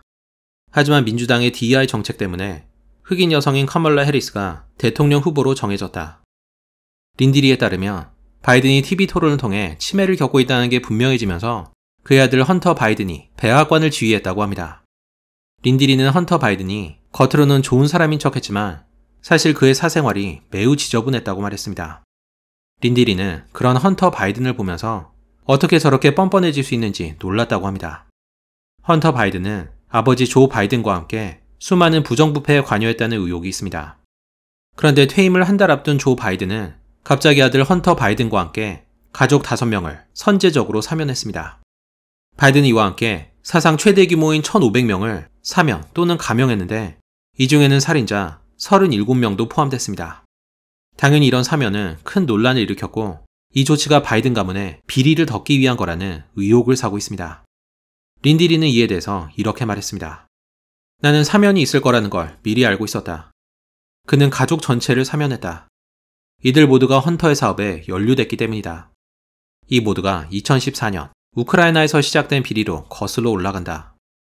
그때는 조 바이든이 부통령으로 있을 때였다. 조 바이든은 이와 아무런 상관이 없는 척하지만 조 바이든이 사실 중심이었다. 그가 아들을 행동대장으로 삼은 것이다. 바이든은 가족뿐 아니라 여러 사람을 사면하라는 많은 압력을 받았다. 그 중에는 살인자도 있었다. 션 라이언은 마지막으로 그녀가 민주당을 버리고 공화당을 지지하게 된 또 다른 이유가 있는지를 물었습니다. 린디리는 이에 대해 이렇게 말했습니다. 민주당이 집권하면서 범죄가 크게 늘었다. 나는 최근에 길가에 서 있다가 아무런 이유도 없이 폭행을 당했다. 폭행한 사람이 흑인이고 나는 동양인이란 이유로 아무 말도 할 수 없었다. 만약 그랬다가는 인종차별주의자로 낙인이 찍혔을 것이다. 공화당만이 유일하게 흑인이 상습적으로 동양인을 폭행한다는 사실을 인정한다. 민주당에서는 그런 말을 할 수 없다. 사실 나는 항상 보수 성향이었다. 하지만 그동안 민주당에 있어서 드러내진 못했다. 나는 또 매주 예배를 드리는 크리스천이기도 하다. 나는 매일 밤 성경을 읽는다. 신앙은 내 삶에서 뗄 수 없는 중요한 부분이다. 린디리는 지금의 민주당이 수년간의 거짓말로 인해 신뢰를 완전히 잃었으며 국민의 신뢰를 되찾기 위해서는 엄청난 노력이 필요할 거라는 말로 인터뷰를 마무리했습니다. 그리고 여기까지가 린디리의 인터뷰였습니다. 트럼프 대통령은 지난 10월에 있었던 조 로건과의 인터뷰에서 LA가 항상 화재 위험에 노출돼 있다고 말했습니다. 트럼프에 따르면 캘리포니아 북쪽에서 엄청난 양의 물이 흘러내려와야 하는데 어떤 물고기종을 보호하려고 인위적으로 강의 흐름을 태평양 쪽으로 흐르게 했다고 합니다. 그래서 캘리포니아는 항상 물이 부족하고 대형 산불이 발생한다는 겁니다. 트럼프는 또 화재를 예방하려면 마른 나무와 가지를 정기적으로 치워줘야 하는데 그냥 방치되고 있다고 말했습니다. 트럼프는 이런 문제를 해결하기 위해서 더 많은 양의 물이 캘리포니아 남쪽으로 흐르게 하려고 했다고 합니다. 하지만 마지막 순간에 캘리포니아 주지사인 게빈 뉴섬의 반대로 무산됐다고 말했습니다. 조 로건은 작년에 있었던 또 다른 인터뷰에서 LA 지역 화재에 대해 이런 말을 남겼습니다. 내가 LA 살 때 불이 나서 집에서 3번이나 대피한 적이 있었다. 마지막으로 불이 났을 때는 우리 집 바로 앞에 있었던 집 2채가 불타서 사라졌다. 사방에서 불이 타오르고 집이 무너지는 걸 보면 공포영화를 보는 것 같은 두려움을 느낀다. 나는 우연히 어떤 소방서와 대화를 나눈 적이 있었다. 그는 강한 바람이 불 때에 맞춰 화재가 발생하며 LA 전역이 불바다가 될 거라고 말했다. 그리고 그때 우리가 할 수 있는 것은 아무것도 없을 거라고 했다. 한번 화재가 발생하면 수천 에이커의 땅이 한꺼번에 불타오르고 강한 바람이 지붕과 덤불에 불씨를 날려서 더 많은 화재가 발생한다. 지금 모든 것이 메말라 있다.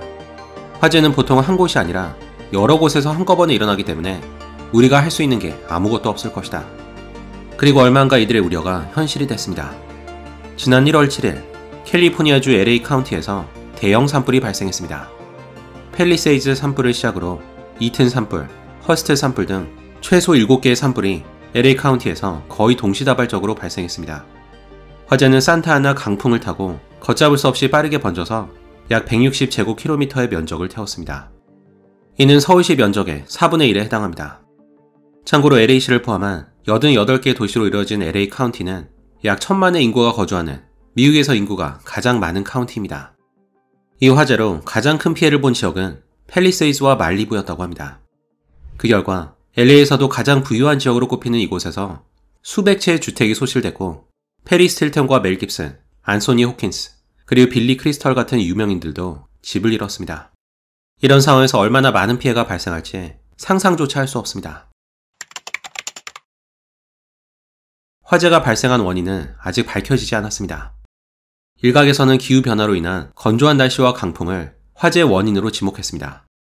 하지만 한쪽에서는 이 재난이 기후변화와는 아무런 상관이 없고 오히려 무능력한 캘리포니아 정부에 가장 큰 책임이 있다고 보고 있습니다. LA 산불로 가장 많이 욕을 먹는 인물로 캘리포니아 주지사인 개빈 뉴섬, LA 시장인 캐런 패스, 그리고 LA 소방국장인 크리스틴 크라울리가 있습니다. 개빈 뉴섬과 캐런 패스는 둘 다 민주당 소속으로 DEI 정책을 적극적으로 밀어붙이는 걸로 알려졌습니다.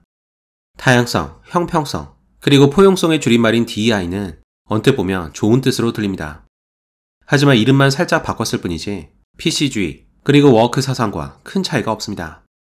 DEI는 게이와 트랜스젠더, 여성, 그리고 다양한 인종에 대한 차별을 없애자고 말하지만 역차별을 조장하고 능력과 적성은 고려하지 않고 무조건 다양성만을 내세운다는 비판이 있습니다. 심지어 LA 소방국장인 크리스틴 크라울리도 레즈비언으로 알려졌습니다. LA가 추진하는 DEI 정책은 특히 이번 화재에서 큰 이슈가 됐습니다. 이에 대해서는 뒤에 더 자세히 다루겠습니다.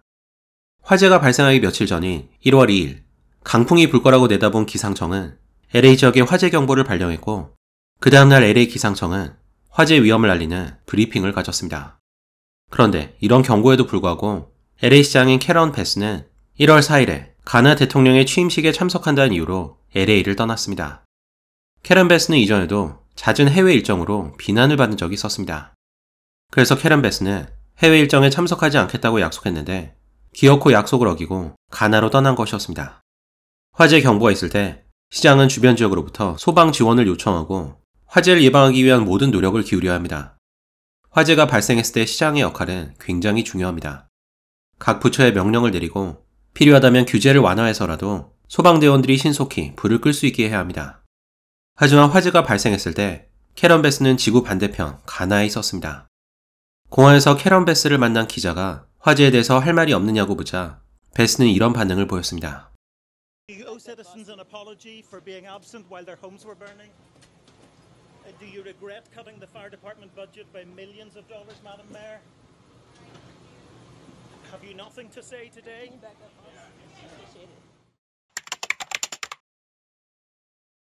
앞에서 말한 것처럼 LA 화재가 발생한 직접적인 원인은 아직 밝혀지지 않았습니다. 캘리포니아 주지사 후보였던 마이클 셸런버거는 한 인터뷰에서 두 개의 화재 원인을 꼽았는데 가장 먼저 노후화된 전력선을 언급했습니다. 노후화된 전력선에서 발생한 불꽃이 주변에 메마른 초목에 튀면서 산불을 발생했을 수도 있다는 겁니다. 셸런버거가 언급한 두 번째 원인은 바로 노숙자들로 인한 방화였습니다. 셸런버거는 이에 대해 이렇게 말했습니다. 마약마다 고유의 특성이 있는데 노숙자들이 주로 하는 마약은 불을 지르고 무엇이든지 파괴하고 싶은 강한 충동을 일으킨다. 그들은 자기가 초인이 된 것으로 착각해 굉장히 폭력적으로 행동한다. 지금까지 LA 카운티에서 발생한 화재의 절반은 노숙자들이 일으켰다. 모든 방화가 마약 때문에 일어난 건 아니지만 마약이 불을 지르고 싶게 만드는 건 분명하다. 현재 캘리포니아에는 약 18만 명의 노숙자가 있다고 알려졌는데 이는 전국의 모든 노숙자의 25%에 해당하는 어마어마한 숫자입니다. 이 중에서 LA 카운티에만 약 4만에서 6만의 노숙자가 있다고 알려졌습니다. 특히 개빈 뉴섬 캘리포니아 주지사는 캘리포니아의 노숙자 문제를 오히려 악화시켰다는 비난을 받고 있습니다. 2019년에 캘리포니아 주지사에 선출된 개빈 뉴섬은 차기 민주당 대선 후보로까지 거론될 정도로 큰 주목을 받아왔습니다. 하지만 그가 주지사가 되고 나서 캘리포니아의 상황은 최악으로 치닫고 있습니다. 2014년 캘리포니아는 프로포지션 47이라는 법안을 통과시켰습니다. 이에 따라 훔친 물건의 가치가 $950 이하인 경우 중범죄에서 경범죄로 분류됐고 마약을 소지했다 하더라도 경범죄로 분류됐습니다. 그래서 물건을 훔치거나 마약을 소지해도 감옥에 가지 않습니다. 프로포지션 47의 목적은 범죄자를 체포하고 수감자를 관리하는 데 들어가는 예산을 절약해서 이 예산을 대신 교육이나 노숙자를 보살피는 데 써야 한다는 겁니다. 하지만 누구나 예상할 수 있듯이 이 법안은 큰 부작용을 가져왔습니다. 범죄자들은 법의 허점을 이용해서 대놓고 물건을 훔치기 시작했습니다. 경찰도 도둑을 체포해봤자 처벌할 수 없다는 걸 알고 소극적으로 대응할 수밖에 없었습니다. 그 결과 캘리포니아에서의 절도 범죄율이 크게 증가했습니다. 게다가 마약 사용량도 크게 증가해서 더 많은 범죄자와 노숙자를 양성했습니다. 이런 문제가 불거지자 캘리포니아에서는 프로포지션 47을 수정하거나 아예 폐지해야 한다는 주장이 나오고 있습니다. 그런데도 개빈 뉴섬은 법안을 수정하는데 소극적인 모습을 보이고 있습니다. 그렇다고 예산이 노숙자를 줄이는 데 쓰이는가 하면 전혀 그렇지 않습니다. 개빈 뉴섬이 주지사가 된 2019년 이후 캘리포니아는 노숙자를 위해서 240억 달러라는 천문학적인 예산을 투입했습니다. 하지만 노숙자의 수는 오히려 40%가 증가했습니다. 예산이 노숙자를 갱생시켜서 사회로 복귀시키는 데 쓰인 게 아니라 노숙자에 대한 보조금으로 쓰였다는 게 문제였습니다. 노숙자가 편하게 살 만큼 충분한 보조금을 줌으로써 오히려 노숙자 생활을 계속하게 했습니다. 이런 지원 정책은 또 미국 전역의 노숙자가 캘리포니아로 모이게 유도하는 효과가 있었습니다. 게다가 마약을 해도 처벌을 받지 않으니 노숙자 입장에서는 금상첨화였습니다. 셜런 버거는 한 노숙자를 인터뷰한 것에 대해 이런 말을 남겼습니다. 노숙자들은 처음에는 거짓말을 하지만 친해지며 사실을 말한다. 나는 제임스 처치라는 노숙자와 대략 1시간 정도의 인터뷰를 했었다. 그는 캘리포니아가 마치 계속 노숙자로 있어달라고 돈까지 챙겨주는 것 같다고 말했다. 한 달의 보조금으로 650달러를 받고 있고 음식값으로 추가로 200달러까지 챙겨준다는 것이다. 그러면서 그는 핸드폰에 넷플릭스와 아마존 프라임까지 깔았다고 자랑했다. 가로등에서 전기를 끌었을 수 있어서 부족한 게 없다고 했다. 과거에는 노숙자가 거리에서 노숙을 하면 감옥이나 재활센터로 보냈다. 그런데 지난 40년간 민주당은 단지 불쌍하다는 이유로 노숙자를 갱생하려는 정부의 개입을 없애버렸다. 캘리포니아의 노숙자 문제에 불만을 제기한 또 다른 인물은 안나 카스파리안입니다. 정치평론가인 아나 카스파리안은 원래 민주당을 지지했지만 최근 민주당의 행보에 실망하면서 민주당을 신랄하게 비판하고 있습니다. 카스파리안은 캘리포니아의 노숙자 문제에 대해서 이렇게 말했습니다. 캘리포니아는 노숙자 문제를 해결한다고 250억 달러를 낭비했다. 이 예산이 어떻게 쓰였는지를 조사했는데 주정부는 예산의 상당 부분을 새로 만들어진 여러 비영리 단체에 나눠줬다는 것이 드러났다. 하지만 더 깊이 조사해보니 이런 비영리 단체들이 정부에서 받은 예산을 자기들끼리 나눠 가졌다는 것이 밝혀졌다. 어떤 비영리 단체는 노숙자들에게 마약 파이프를 나눠주기까지 했다. 노숙자를 위해 숙소를 짓는다고 막대한 예산을 타갔지만 아무것도 이루어지지 않았다. 정치인들과 비영리 단체들이 우리의 세금으로 무슨 일을 하는지 정확히 알며 세금을 늘려야 한다는 주장에 동의하기 힘들다. 경찰 예산을 삭감한 것도 전혀 이해가 가지 않는다. 한 번은 개를 산책시키고 있었는데 노숙자 2명으로부터 공격을 받았다. 남자 2명을 상대로 여자가 할 수 있는 일은 많지 않다. 다행히 큰 사고가 나진 않았지만 내가 겪은 가장 무서운 일 중 하나였다. 내가 이 사건을 공개했더니 노숙자들에 대해서 나쁘게 말했다고 비난한 내용의 문자 메시지를 받았다. 어떤 이들은 내가 인종차별주의자라고 말했다. 그런데 나는 한 번도 나를 공격한 이들의 인종을 공개한 적이 없었다. 그들은 백인이었다. 인종차별주의자는 내가 아니라 나를 비난했던 이들이다. 하지만 캘리포니아의 문제는 노숙자 문제로 끝나지 않습니다. 캘리포니아는 전국에서 가장 높은 소득세를 부과하고 있고 과도한 규제와 살인적인 생활비로 많은 사람들이 캘리포니아를 떠나서 텍사스나 네바다 등 다른 지역으로 이주하고 있습니다. 그리고 경찰이나 소방관 같은 공무원들도 캘리포니아를 떠나는 대열에 합류하고 있습니다. 공무원의 임금으로는 캘리포니아의 터무니없이 높은 생활비를 감당할 수 없어서입니다. 가뜩이나 범죄와 화재에 취약한 캘리포니아인데 이들까지 떠난다면 동원할 수 있는 인력에 큰 공백이 생길 것으로 보입니다. 메마른 초목을 관리하지 않고 방치한 것도 LA 산불의 원인으로 지목받고 있습니다. 화재를 예방하려면 불이 붙기 쉬운 초목을 치워야 합니다. 최근 LA에는 비가 오지 않는 데다 강한 바람마저 불어서 나무와 덤불이 메말라 있었습니다. 이런 초목에 한번 불이 붙으면 대형 화재로 이어질 수 있습니다. 그런데 환경운동가들이 특정 동물과 생태계를 보호한다면서 덤불과 초목을 제거하는 것에 반대하고 나섰습니다. 그 결과는 그 동물의 생태계뿐 아니라 훨씬 더 넓은 지역과 인간의 주거 지역까지 초토화한 초대형 산불이었습니다. 캘리포니아 수도전력정책국장인 에드워드 링은 이에 대해 이렇게 말했습니다. 과거에는 땅을 임대해주는 대가로 벌목회사가 전봇대 주변에 있는 초목과 덤불을 치워줬다. 하지만 지금 그랬다가는 고소를 당할 것이다. 초목을 치우려면 먼저 주변 환경에 어떤 영향을 끼치는지를 조사해야 하고 그와 관련된 여러 가지 서류를 제출해야 한다. 일을 하려면 비싼 돈을 주고 따로 변호사를 고용해야 한다. 전선 주변의 초목을 제거하는 것은 큰일이 아니다. 일꾼 3-4명이 일주일 안에 끝낼 수 있는 일이다. 비용도 $20,000 정도다. 2가지 종류의 환경운동가가 있다. 첫 번째 부류는 인간이 어느 정도 자연을 훼손할 수밖에 없다는 것을 인정한다. 두 번째 부류의 환경운동가는 인간이 도시를 건설하는 것마저 부정하고 완전히 자연으로 돌아가길 원한다. 이런 부류는 대화가 통하지 않는다. 만약 화재가 발생해서 도시가 완전히 타버리면 그들은 오히려 좋아할 것이다. 그들은 이 지역의 주인이 인간이 아니라 퓨마라고 생각하는 것 같다. 이번 화재로 LA 지역에 리더십 부재가 드러났습니다. 특히 LA시장 캐런 베스는 화재를 예방하기 위한 아무런 조치를 취하지 않아서 많은 비난을 받았습니다. 88개의 도시가 합쳐진 LA 카운티에는 겨우 29개의 소방서가 있습니다. 이는 대부분의 도시에 자체적인 소방서가 없다는 걸 의미합니다. 하지만 캐런 베스는 더 많은 소방서를 짓는 대신에 소방 예산을 삭감하기로 결정했습니다. 이 결정에 따라 LA 소방국 예산이 전년도 대비 약 1,800만 달러 감소했고 추가로 16개의 소방서를 폐쇄할 계획이었다고 합니다. 소방국장 크리스틴 크라울리는 예산을 삭감하면 소방국이 화재에 대응할 수 있는 역량이 현저히 저하될 거라고 경고했지만 무시됐다고 합니다.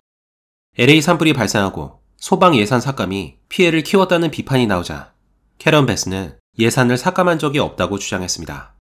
하지만 크리스틴 크라울리는 한 인터뷰에서 예산이 삭감된 게 맞다면서 캐런 베스 시장의 말을 정면으로 반박했습니다. 크라울리는 그러면서 소방서가 항상 인력 부족과 장비 부족을 겪고 있어서 제대로 화재에 대응할 수 없었다고 말했습니다. 게다가 고장난 소방차 100대가 예산 부족으로 정비를 받지 못했다고 알려졌습니다. 참고로 이번 화재의 총 피해액은 무려 2,500억 달러로 추정됩니다. 셸런버거에 따르면 피해액의 0.02%인 5천만 달러가 소방서에 투입됐다면 100대의 소방차를 화재 위험 지역에 대기시켜서 화재를 조기에 진압했을 거라고 합니다. 한편 화재 피해가 가장 컸던 팰리세이드 지역의 일부 소화전에서 물이 나오지 않는 문제가 발생했습니다. 이로 인해 화재 진압에 큰 어려움을 겪었고 피해가 확대됐습니다.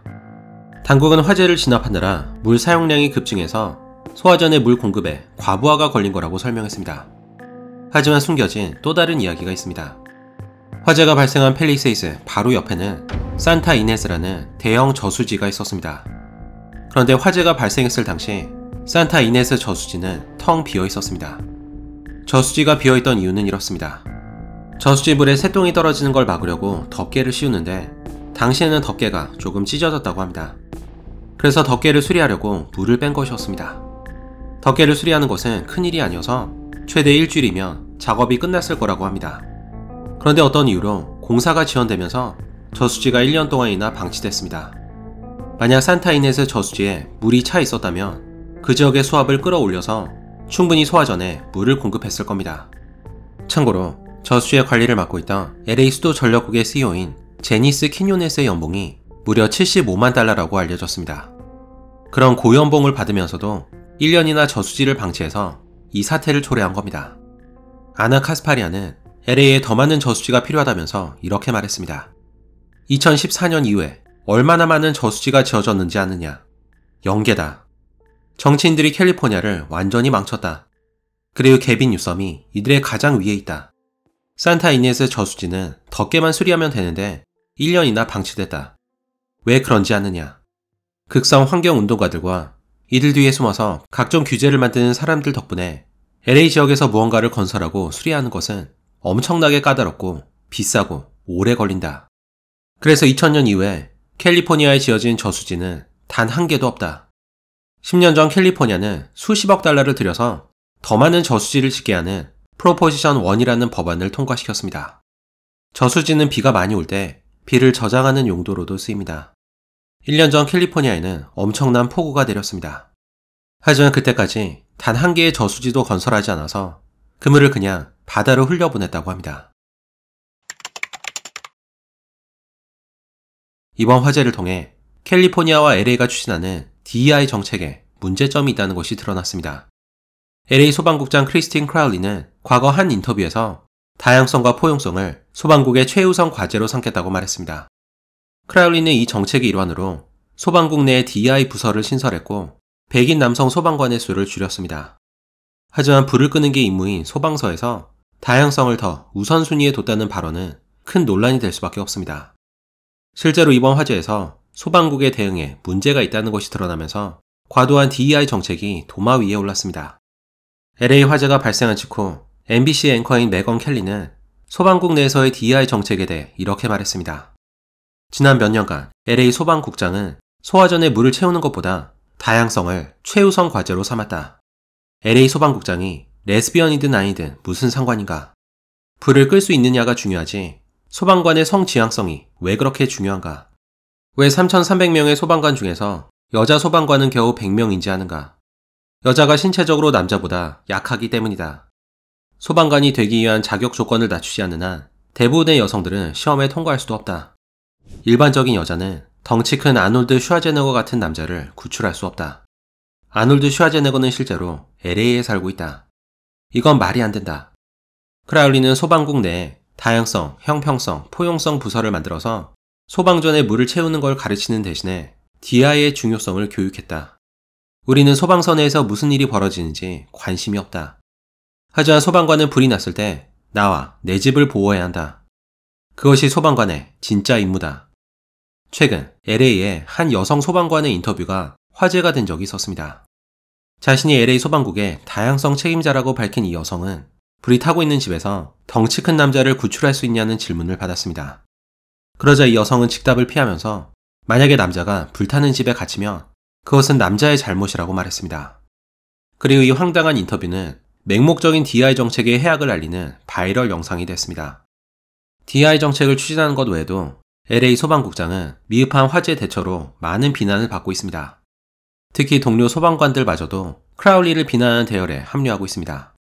은퇴한 소방관들은 크라울리에게 이런 편지를 보냈다고 합니다. 만약 당신이 일을 제대로 했다면 사망자는 줄어들었을 것이고 피해를 최소화했을 것이다. 하지만 화재 예방 시스템은 찾아볼 수 없었다. 우린 이것이 당신의 경험 부족, 오만함, 그리고 무능력 때문이라고 생각한다. 한가에선 이번 화재가 캘리포니아 정부와 소방국의 잘못이 아니라 기후변화 때문이라고 말합니다. 이에 대해 셸런 버거는 이렇게 말했습니다. LA 산불은 기후변화 때문에 일어난 것이 아니다. 1877년부터 LA 지역의 강우량을 자세히 기록했는데 지금까지 강우량에 큰 변화가 없었다. 비가 많이 오는 해가 있고 비가 적게 오는 해가 있다. 1월에 산타아나 강풍이 분 적도 과거 여러 차례 있었다. 올해는 비가 적게 왔지만 작년과 재작년에는 엄청난 양의 비가 왔다. 기후가 극적으로 변하는 것이 캘리포니아의 특징이다. 하지만 지난 140년간 강수량의 총체적인 변화는 없었다. 지금까지 보면 주정부와 LA 소방국은 이번 화재에 대한 책임을 면하기 어려울 것 같습니다. 그리고 여기까지가 LA 화재에 대한 영상이었습니다. 미국의 사업가이자 유명 팟캐스트 진행자인 패트릭 벳 데이빗은 누가 진짜 세상을 운영하는지에 대해 이렇게 말했습니다. 누가 미국에서 가장 큰 권력을 갖고 있는지 나 자신에게 묻곤 했다. 의회인가? 대통령인가? 아니면 억만장자인가? 대통령이라고 말하는 사람은 별로 없을 것이다. 그들은 잠깐 등장했다가 사라진다. 푸틴은 누가 미국의 대통령이 되든 별로 걱정하지 않는다고 말했다. 미국 대통령은 길어야 8년이면 사라질 거라는 것이다. 이번엔 세상의 모든 돈을 쓸어 담고 있는 이들을 살펴보자. 억만장자가 됐어도 이들은 여전히 위험할 정도의 야심을 품고 있다. 그 정도 위치에 올라가면 더 많은 통제력과 권력을 원한다. 하지만 굳이 대통령이 되려고 하진 않는다. 대통령으로 출마하면 살면서 숨기고 싶었던 모든 일이 드러나기 때문이다. 그래서 억만장자들은 대신 자기와 비슷한 이들과 손을 잡고 세계를 지배하려고 할 것이다. 사람들이 가장 중독되는 것이 무엇인지 아느냐? 비디오 게임과 파티다. 하지만 억만장자들이 가장 중독되지만 아직 충분히 얻지 못한 것이 있다. 그것은 권력이다. 사람들이 너를 보고 무서워하는 표정을 지으며 어떤 기분인가? 그들은 오히려 그런 모습을 즐긴다. 이 말을 듣고 가장 먼저 떠오른 인물은 일론 머스크입니다. 잘 알려진 것처럼 일론 머스크는 가장 성공한 기업가이자 세계 제1의 부자입니다. 하지만 모든 인간이 그렇듯이 그도 결코 좋은 면만 있지는 않습니다. 게다가 그가 추진했던 여러 계획이 현실성이 없으며 나아가 인류에게 위협이 될 수도 있다는 비판이 있습니다. 사실 이 영상을 만들면서 어떤 방향으로 끌고 갈지 고민이 많았습니다. 처음에는 일론 머스크의 어두운 면에 초점을 맞추려고 했지만 머스크의 인터뷰와 여러 자료를 보면서 생각이 바뀌었습니다. 털어서 먼지 안 나는 사람이 없다는 말처럼 단점에만 초점을 맞춰서 누군가를 악마화하는 건 공평하지 않다는 생각이 들었습니다. 누구나 그렇듯이 머스크에게도 빛과 어둠이 공존합니다. 머스크는 테슬라와 스페이스X 그리고 스타링크 등 다양한 분야에서 획기적인 변화를 이끌었고 인간적으로도 높이 평가할 만한 부분이 있습니다. 그래서 이 영상에서는 일론 머스크의 밝은 면과 어두운 면을 같이 살펴보면서 그가 진짜 어떤 인물인지 알아보겠습니다. 일론 머스크는 1971년 남아프리카 공화국에서 태어났습니다. 그의 아버지 에롤 머스크는 에메랄드 광산을 소유한 엄청난 부자였다고 알려졌습니다. 하지만 이와는 별개로 일론은 끔찍한 유년기를 보냈다고 합니다. 일론은 어렸을 때부터 사회성이 없어서 친구가 없었고 동네 아이들로부터 심한 괴롭힘을 받았습니다. 하루는 일론이 얼굴을 못 알아볼 정도로 얼굴을 심하게 맞아서 일주일간 입원을 해야 했습니다. 그런데 일론이 집에 돌아오자 아버지는 아들을 위로하는 대신에 1시간 동안 온갖 욕을 하면서 그를 혼냈다고 합니다. 그리고 이 사건은 어린 일론의 마음에 깊은 상처를 줬습니다. 일론 머스크의 전기를 쓴 월터 아이작슨에 따르면 일론이 현재 아버지와의 관계를 완전히 끊었다고 합니다. 스티브 잡스의 전기를 쓴 거로 유명한 월터 아이작슨은 일론 머스크를 2년 동안 따라다니면서 그를 인터뷰했습니다. 아이작슨은 그에게 여러 번 아버지에 대한 질문을 했지만 일론은 거의 1년이나 응답을 거부했다고 합니다. 그 정도로 아버지는 그에게 큰 트라우마로 남아있었습니다. 에롤 머스크는 일론 머스크의 어머니와 이혼하고 어린 의붓딸 사이에서 아이를 가졌는데 이것도 큰 상처가 됐습니다. 월터 아이작슨은 일론 머스크와 그의 아버지 에롤 머스크에 대해 이런 말을 남겼습니다. 에롤 머스크도 아들처럼 뛰어난 엔지니어다. 에롤은 아들에게 공학기술에 대한 흥미와 지식을 전수했지만 또 한편으로는 자신이 갖고 있던 악마를 아들에게 주입했다. 에롤 머스크는 평상시에는 훌륭한 의사지만 갑자기 악마 모드로 변하는 지킬 박사와 하이드 같았다. 그는 그럴 때면 아들을 정신적으로 학대했다. 하지만 악마 모드에서 깨어나면 무슨 일이 있었는지 기억조차 하지 못했다. 그런데 이런 다중인격을 아들 일론이 그대로 물려받았다. 일론의 어머니는 아들이 아버지와 같아질 때가 있다고 말했다. 그와 오랜 시간을 보내다 보면 그가 실제로 악마에 대해서 이야기할 때가 있다. 악마가 자기 머릿속에서 계속 춤을 추고 있다는 것이다. 그도 자신이 그런 문제를 겪고 있다는 걸 알고 있다. 일론이 악마 모드가 되면 그는 갑자기 어둡고 조용해진다. 1, 2분 전에 미리 그가 변할 거라는 걸 눈치챌 수 있다. 그때 누군가 그의 말을 듣지 않으면 감정이 폭발한다. 그의 전처에 따르면 일론이 극도의 스트레스를 받으면 토하고 과거에 아버지가 했던 말들을 되풀이한다고 했다. 일론 깊숙한 곳엔 여전히 아버지 앞에 서 있는 사내 아이가 있다. 1989년에 남아프리카를 떠난 일론 머스크는 어머니와 동생들과 함께 캐나다로 이주하게 됩니다. 그리고 4년 뒤인 1993년 미국 펜실베니아 대학교에 입학해 경제학과 물리학을 공부했습니다. 그 후 일론은 더 이상의 학업을 포기하고 창업의 길에 들어서게 됩니다. 1995년 일론은 그의 첫 회사인 집2를 설립했습니다. 집2는 온라인 비즈니스 디렉토리와 지도 서비스를 제공하는 소프트웨어를 개발했는데 당시로는 꽤 새로운 시도였습니다. 사업 초기에는 확장의 어려움을 겪었지만 결국 컴팩이 집2를 인수하면서 머스크는 2,200만 달러라는 큰 돈을 거머쥐게 됩니다. 이때 그의 나이 겨우 28이었습니다. 집2의 성공에 용기를 얻은 머스크는 세계 최초의 온라인 은행인 X.com을 설립했습니다. X.com은 경쟁사와 합병해서 페이팔로 재탄생하게 됩니다. 머스크는 경영권 다툼으로 CEO 자리에서 물러났지만 다행히 회사는 계속해서 성장했습니다. 그리고 2002년 페이팔이 이베이에 매각되면서 머스크는 자신의 지분으로 무려 1억 8천만 달러를 받았습니다. 머스크는 이 자금을 바탕으로 테슬라를 인수하고 스페이스X와 솔라시티를 건설하게 됩니다. 흔히 일론 머스크가 테슬라를 창업했다고 알려졌는데 사실 테슬라는 마틴 에버하드와 마크 타페닝이 2003년에 공동 설립했습니다. 이들은 머스크를 설득해 650만 달러의 투자를 받았습니다. 그래서 정확히 말하면 머스크는 투자자였지 창업자가 아니었습니다. 그런데 머스크는 경영권을 놓고 창업자들과 잦은 갈등을 빚었다고 합니다. 이 과정에서 마크 타페닝이 회사를 떠났고 머스크의 주도로 남아있던 에버하드마저 해임됐습니다. 결국 머스크가 창업자들을 모두 몰아내고 테슬라를 장악했습니다. 머스크는 또 에버하드와의 합의를 통해서 공식적으로 창업자 중 한 명으로 인정받게 됩니다. 이후에 머스크는 원래 창업자들은 언급하지 않고 자신이 마치 테슬라를 창업한 것처럼 말하고 있습니다. 이에 대해 에버하드는 이렇게 말했습니다. 머스크는 자기 힘으로 많은 업적을 남겼다. 스페이스X도 대단하고 테슬라에 있으면서도 엄청난 일을 해냈다. 그런데 그가 창업자가 아니면서도 왜 그렇게 창업자라는 이름에 집착하는지 이해가 가지 않는다. 하지만 그가 창업자든 아니든 그의 노력과 열정으로 지금의 테슬라를 만들었다는 것은 부정할 수 없습니다.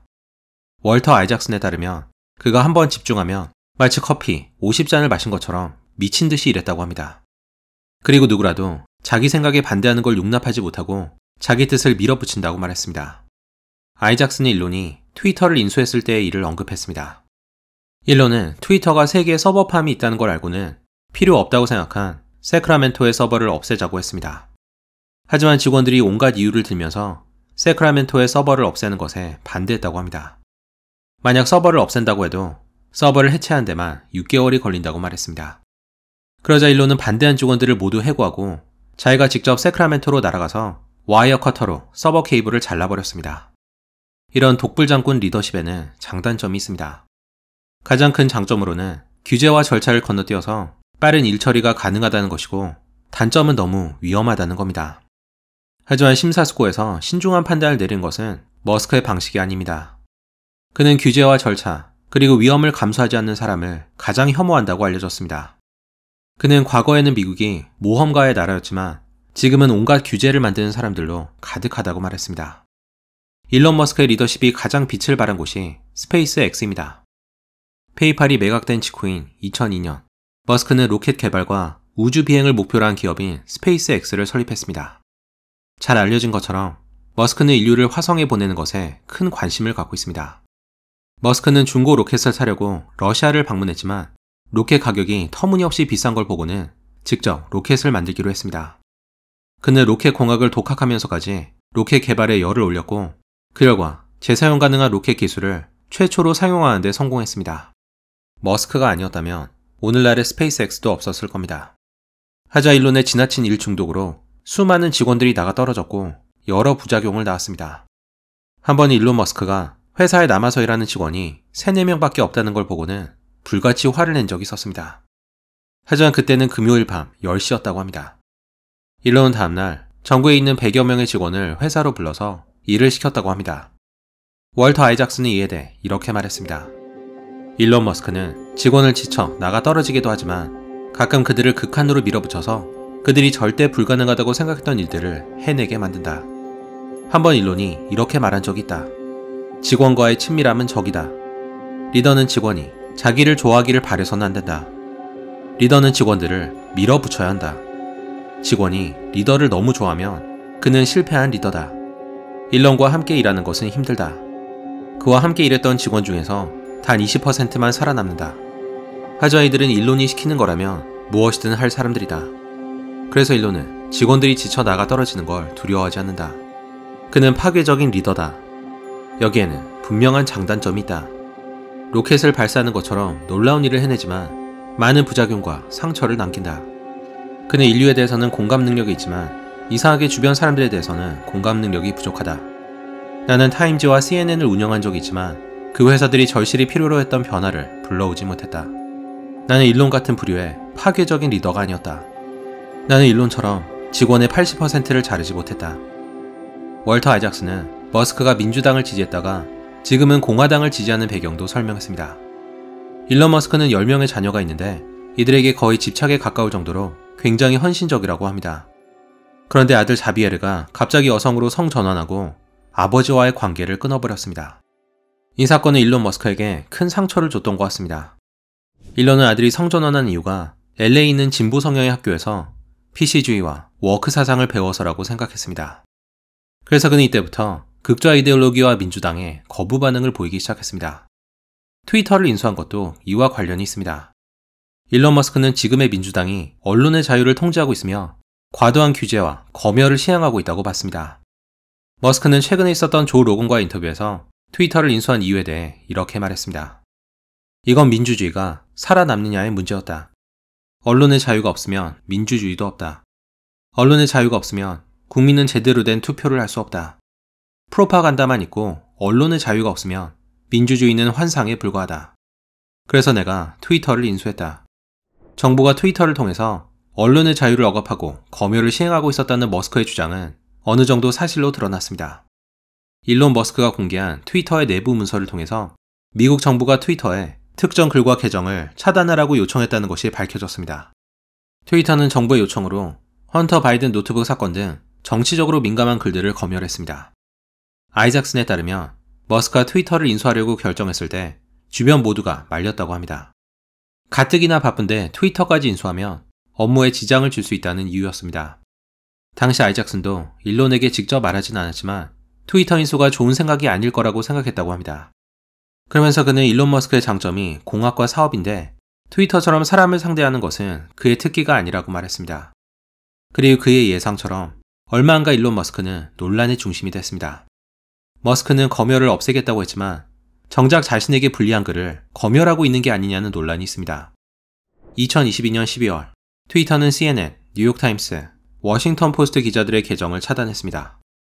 일론 머스크의 실시간 위치 정보를 공유했다는 것이 이유였습니다. 또 일론 머스크를 비판한 계정의 노출도가 눈에 띄게 줄어들었다는 의혹이 있습니다.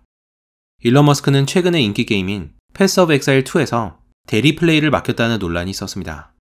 일론 머스크는 레벨이 꽤 높은 캐릭터를 키웠다고 자랑했는데 실제 게임 플레이에서는 초보적인 실수를 연달아 보여줘서 그가 캐릭터를 직접 키우지 않고 대리 플레이를 맡겼다는 사실이 드러났습니다. 여기까지 큰 문제가 아닐 수도 있습니다. 그런데 유명 게임 스트리머인 아스몬 골드가 머스크의 대리 플레이를 지적하자 갑자기 아스몬 골드의 트위터 계정에서 체크마크가 사라졌습니다. 체크마크가 없어지면 계정의 노출도가 현저히 줄기 때문에 일종의 검열이라고 볼 수 있습니다. 그리고 이와 비슷한 일이 반복되면서 머스크가 자기에 대한 조금의 비판도 참지 못하는 불안정한 사람이라는 말을 듣고 있습니다. 실제로 아이작슨은 머스크가 악마 모드로 변하면 충동적으로 행동하는 경향이 있다고 말했습니다. 머스크가 추진하고 있는 화성 정책 계획과 뉴럴링크 같은 거창한 계획도 사실 실현 가능성이 희박하다는 말이 있습니다. 일론 머스크는 2050년까지 화성에 100만 명 규모의 정착지를 건설할 계획을 세웠습니다. 머스크는 지구가 핵 전쟁과 기후 변화 등 여러 가지 이유로 멸망할 가능성이 높아서 하루빨리 인류가 지구를 떠나서 화성에 정착해야 한다고 주장했습니다. 하지만 화성 정착에 천문학적인 돈을 쏟아붓는 대신에 그 돈을 지구의 문제를 해결하는 데 써야 한다는 주장이 있습니다. 게다가 화성의 환경은 인간이 살기에는 너무 혹독합니다.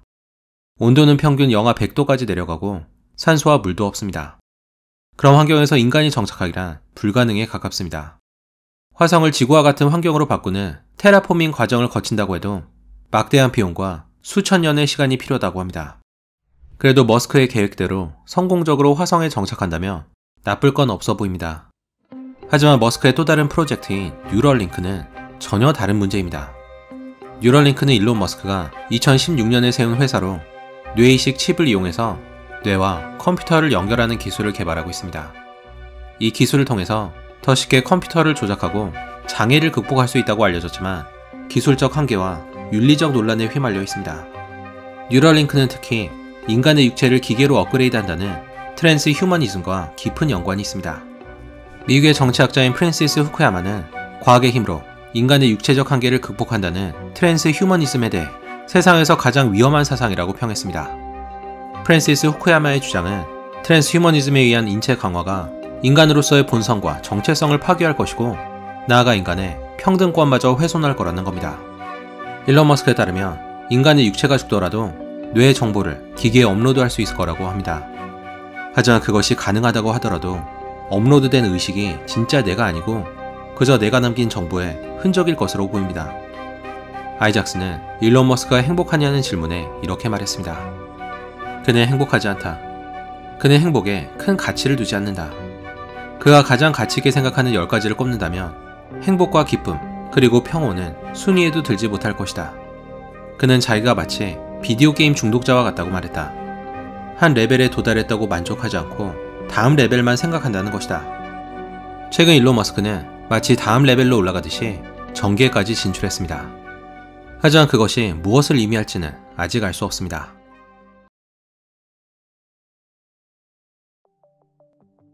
피터 자이언이 생각하는 미래는 밝지 않습니다. 오히려 끔찍할 정도로 암울합니다. 가까운 미래 대부분의 나라는 산업혁명 이전 시대로 퇴보할 거라는 것이 피터 자이언의 주장입니다. 피터 자이언은 최근 큰 주목을 받고 있는 지정학 전략가입니다. 그는 미국 국무부와 정보연구소인 스트래포에서 일했던 경험을 바탕으로 미래를 예측한 여러 권의 책을 저술했습니다. 이 영상에서는 주로 그의 저서인 붕괴하는 세계와 인구학, 그리고 그가 인터뷰한 내용을 참고했습니다. 사실 피터 자이언의 주장은 단순합니다.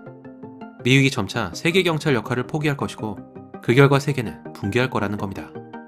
그러면서 그는 각 나라가 어떻게 될지를 꽤 상세히 분석했습니다. 이 영상에서는 그가 제시한 근거와 함께 각 나라의 전망에 대해 자세히 알아보겠습니다. 참고로 한국에 대한 전망은 굉장히 어둡습니다. 하자 이야기를 이어가기 앞서 한 가지 주의할 점이 있습니다. 미래를 정확하게 예견하는 건 인간의 영역이 아닙니다. 계산에 넣어야 하는 수많은 요인이고 미처 생각지 못한 변수가 발생합니다. 과거에도 미래를 예측한 사람들이 항상 있었지만 이들의 예상이 적중하는 경우는 그렇게 많지 않았습니다. 피터 자이언이 뛰어난 통찰력을 가진 인물임에는 틀림없지만 너무 맹신하기보다는 여러 견해 중에서 하나로 받아들이셨으면 합니다. 그에 대해 여러 비판이 있다는 점도 참고하셨으면 합니다. 그런 각설하고 피터 자이언이 생각하는 미래에 대해 알아보겠습니다. 하지만 미래를 알아보려면 먼저 과거로 돌아가야 합니다. 1945년 인류 역사상 최악의 전쟁으로 기록된 2차 세계대전이 종식됐습니다. 이 전쟁으로 유럽과 일본이 몰락하자 미국과 소련이 세계의 패권을 놓고 서로와 경쟁하게 됩니다. 양국은 모두 강력한 군사력과 핵무기를 보유한 초강대국이었습니다. 아무리 미국이라 해도 소련의 존재가 부담스러울 수밖에 없었습니다. 이때 미국은 군사적 충돌을 일으키기보다는 소련을 고립시키는 전략을 세웠습니다. 하지만 그러기 위해서는 먼저 동맹국의 협조가 필요했습니다. 전쟁이 끝나기 약 1년 전인 1944년, 미국은 브렌튼 우즈라는 스키 휴양지에 44개의 동맹국에서 온 대표단을 소집했습니다. 이 회의에서 결정된 것은 크게 두 가지로 요약됩니다. 먼저 미국은 잿더미가 된 유럽을 재건하는 것에 합의했습니다. 그리고 그에 필요한 자금을 마련하는 과정에서 미국의 달러가 유일한 기축통화로 채택됐습니다. 두 번째로 합의된 내용은 미국의 해군이 전 세계를 순찰하면서 모든 상선을 보호한다는 것이었습니다. 역사상 처음으로 무역 상선의 안전이 보장된 것이었습니다. 이전에는 강력한 해군을 보유한 나라만이 무역을 장악했지만 이제는 누구나 평등한 조건으로 경쟁할 수 있게 된 것이었습니다. 이제 세계는 각자 도생의 시대를 마감하고 자유무역의 시대로 진입하게 됩니다. 다시 말해 미국은 유럽 재건과 자유무역이라는 뇌물을 주면서 동맹국들을 자기 편으로 끌어들인 것이었습니다. 이로써 미국이 보증하는 세계 질서가 확립됐고 이 체제에 편승한 나라들은 자연스럽게 미국을 의존하게 됩니다. 세계화 시대의 시작이었습니다. 브렌튼 우즈 협정의 효과는 모두의 예상을 훨씬 뛰어넘었습니다. 군사 경쟁이 멈추자 전 세계 나라들은 경제 발전과 교육에 집중하기 시작했습니다. 그리고 과학기술은 눈부시게 발전했습니다. 무역을 통해서 식량이 처음으로 안정적으로 공급됐고 의학이 발전함에 따라 인구 또한 폭발적으로 증가했습니다. 그렇게 세계는 한 번도 경험해보지 못한 풍요의 시대로 들어서게 됩니다. 브레튼 우즈 체제가 시작되고 겨우 45년 만에 소련이 붕괴한 건 덤이었습니다. 이제 세계 유일의 초강대국이 된 미국의 보호 아래서 전 세계는 행복한 시절을 만끽했습니다. 하지만 문제가 발생했습니다. 미국이 불만을 품기 시작한 것이었습니다. 미국은 모든 나라가 서로 무역할 수 있는 바닷길과 각종 원자재에 대한 접근을 공짜로 제공했습니다. 과거에는 오직 힘의 원리를 통해서만 누릴 수 있던 권리였습니다. 미국은 또 동맹국의 신뢰를 얻기 위해 한국 전쟁과 베트남 전쟁에 참전하기도 했습니다. 물론 미국도 이를 통해서 얻는 것이 있었습니다. 경쟁자인 소련을 견제할 수 있었고 중동의 석유를 안정적으로 공급받을 수 있었습니다. 원래 미국은 많은 양의 석유를 생산하는 석유 수출국이었습니다. 하지만 이미 1970년대 초부터 미국 내에서 생산되는 석유로는 내수를 만족시키지 못할 만큼 경제 규모가 성장했습니다. 이제 미국도 어쩔 수 없이 먼 중동으로부터 많은 양의 석유를 수입해야 했습니다. 소련이 몰락한 이후에도 미국이 계속해서 세계 경찰 역할을 도맡았던 이유입니다. 게다가 석유 없이는 미국이 주도하는 세계 질서도 붕괴할 수밖에 없었습니다. 미국은 석유 공급을 원활하게 하기 위해서 중동의 정치에까지 개입했습니다. 1953년 이란에서 일어난 쿠데타를 지원했고 1992년 이라크가 쿠웨이트를 침공했을 때는 군사행동을 서슴지 않았습니다. 그런데 새로운 변수가 발생했습니다. 미국의 에너지 업계는 몇 년의 실험 끝에 지하 암석층에 갇혀있던 많은 양의 천연가스와 원유를 얻는 방법을 터득했습니다. 이것이 바로 셰일 혁명이라 불리는 것이었습니다. 이로써 미국은 석유순 자급자족 국가가 되는 동시에 세계 최대 산유국이 됐습니다. 이제 미국은 더 이상 석유 공급을 중동에 의존할 필요가 없어졌고 중동이 싸우든 말든 관심을 끊게 됩니다. 나아가 미국은 세계 경찰 역할을 계속하는 것에 대해서도 의구심을 품게 됩니다. 미국이 여전히 세계 질서를 유지하기 위해서 경제적, 전략적 부담을 지고 있는데 대부분의 동맹국들은 이를 단지 미국만의 일이라 생각했습니다. 당연히 미국은 이런 생각을 품게 됩니다. 아무도 책임지지 않는데 왜 미국만 책임을 다해야 하는가? 세계 질서를 유지하는 것은 여러모로 큰 부담이었습니다. 군대를 유지하려면 막대한 비용이 들었고 세계 각지에서 일어나는 군사 충돌로 인해 인명피해가 발생했습니다. 미국은 또 동맹국이 수출품을 무한정 쏟아부을 수 있는 수입국이었기 때문에 경제적으로도 득이 될 게 없었습니다. 게다가 세계는 점차 미국을 외면하기 시작했습니다. 유럽은 유로화를 채택하면서 미국을 제외한 경제 공동체를 형성하려고 했고 중국은 노골적으로 미국을 적대시했습니다. 다른 동맹국들도 동맹체제의 꿀만 빨면서 미국이 계속 브렌트우드 체제를 유지해주길 기대했습니다. 하지만 미국이 푸대접을 받으면서까지 세계 질서를 유지해야 할 명분이 사라졌습니다. 그렇기 때문에 미국은 점차 고립주의로 나아갈 것이고 결국 기존의 자유무역 시대가 끝장날 거라는 것이 피터 자이안의 생각입니다. 그리고 미국이 굳이 자유무역에 의지하지 않아도 될 만큼 충분한 역량과 자원이 있다는 겁니다. 그럼 이제부터 지금의 세계 질서가 무너지면 어떻게 될지에 대해 알아보겠습니다. 피터 자이안에 따르면 미국이 세계 경찰 역할을 포기한 이후에는 무질서한 세상이 펼쳐질 거라고 합니다. 미국이 손을 떼면 가장 먼저 타격을 받을 분야는 운송입니다. 자유무역체제 하에서 세계의 무역량은 비약적으로 늘어났습니다. 그리고 크게 증가한 화물량을 운송하기 위해서 어마어마하게 거대한 선박과 컨테이너가 동원됐습니다. 화물선과 컨테이너의 등장으로 운송 비용이 크게 절감됐고 이는 또 전 세계 무역을 촉진하는 선순환 효과를 낳았습니다. 그렇게 세계는 점차 무역에 의존하게 됩니다. 그러면서 모든 걸 자국에서 생산하던 방식을 버리고 특화된 것만을 생산하기 시작했습니다. 그리고 부족한 부분은 외국에서 수입하면 됐습니다. 동아시아 국가들은 주로 전자제품을 수출하면서 식량 대부분을 수입에 의존하고 있습니다. 중동은 원유를 판매한 돈으로 나머지 물품을 수입합니다. 이렇게 세계 각국은 필요한 것을 서로에 의존하게 됐습니다. 이 모두가 상선이 자유롭게 항해할 수 있도록 미국이 안전을 보장했기 때문에 가능했습니다. 그런데 미국이 더 이상 상선을 보호하지 않는다면 이 모든 체계는 무너지게 됩니다. 현재 미국 외 대부분의 나라들은 자국의 상선을 보호할 만한 함대가 없습니다. 페르시아만의 군사력을 행사할 수 있는 나라라고 해봤자 겨우 일본과 영국, 그리고 중국과 프랑스 정도입니다. 그렇게 되면 발생할 첫 번째 문제는 해적입니다. 해군의 보호를 받지 못하는 지역에서는 해적의 약탈 행위가 증가하기 마련입니다. 소말리아에서 목격됐던 해적이 이제 전 세계 연안에 출몰하게 됩니다. 더 큰 문제는 국제 간의 약탈 행위가 일어날 수 있다는 겁니다. 적대 관계에 있는 나라들이 서로의 화물선을 공격한다 해도 이를 제재할 방법이 없습니다. 그런데 오늘날 화물선은 거대해진 반면에 속도는 느려졌습니다. 그래서 더더욱 공격에 취약할 수밖에 없습니다. 만약에 상선 한 척이라도 화물을 운송하지 못한다면 여러 산업 부분의 공급 사슬에 연쇄적인 영향을 끼치게 됩니다. 예를 들어 차 한 대를 만드는 데는 수천 개의 부품이 필요합니다. 이 부품 중에서 몇 개만 부족해도 완제품을 만들 수 없습니다. 게다가 화물선이 위험에 처하면 운송 비용이 기하급수적으로 늘어날 것이고 이는 상품 가격에 직접적인 영향을 줍니다. 더 이상 싼 가격에 물품을 수입할 수 없다는 걸 의미합니다. 또 공급에 차질이 생겼을 때 큰 문제가 되는 것은 원자재와 석유입니다. 특히 석유는 산업 전반에서뿐만 아니라 일상생활에서도 꼭 필요한 연료입니다. 석유가 없으면 공장이 멈추고 전기가 끊깁니다. 석유가 생산되는 나라는 피해가 덜하겠지만 석유를 전량 수입해야 하는 한국과 같은 나라들은 엄청난 타격이 불가피할 겁니다. 하지만 뭐니 해도 가장 큰 문제는 바로 식량입니다. 전 세계적으로 분업화가 진행되면서 많은 나라들이 식량을 직접 생산하는 대신에 수입에 의존하게 됐습니다. 이런 특징은 특히 동아시아 국가에서 두드러집니다. 하지만 무역 거래가 위축되며 식량 공급에도 차질이 생기게 됩니다. 식량은 생존과 직결되기 때문에 다른 물품과는 차원이 다른 문제입니다.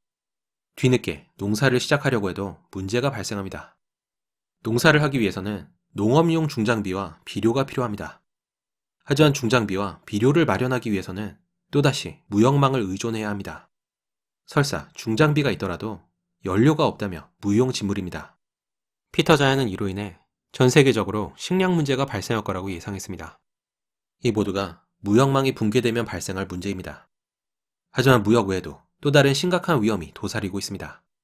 바로 인구 구조의 변화입니다. 선진국을 중심으로 사람들은 점점 아이를 낳지 않고 있습니다. 한국에서도 요즘 낮은 출산율이 주목을 받고 있지만 유럽이나 일본은 이미 오래전부터 낮은 출산율을 기록하고 있습니다. 하지만 의학의 발전으로 기대 수명이 높아짐에 따라 노인이 인구에서 차지하는 비율은 높아지고 있습니다.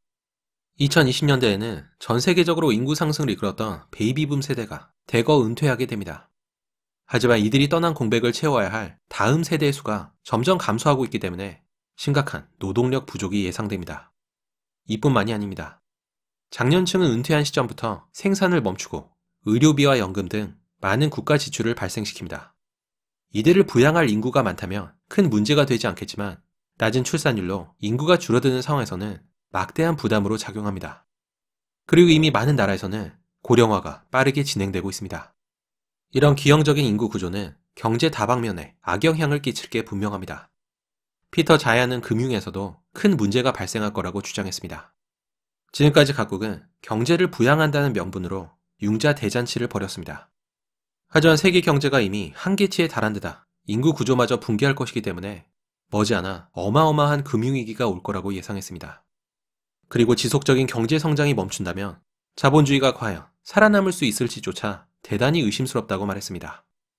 이렇게 세계는 붕괴할 것이고 지금이 마지막 풍요의 시대가 될 거라는 것이 피터 자이안의 주장입니다. 그러면서 그는 각국이 놓인 지정학적 상황에 따라 나라마다 피해 정도가 다를 거라고 말했습니다. 특히 무역에 크게 의존하는 동아시아 국가들이 절박한 상황에 처할 거라고 예측했습니다.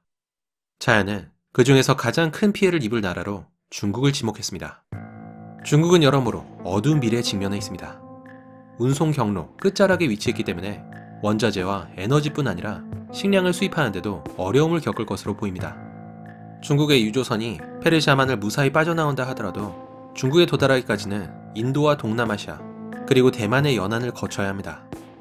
모두 중국과 영토 분쟁을 겪었던 나라들로 반중국 정서가 팽배한 곳입니다.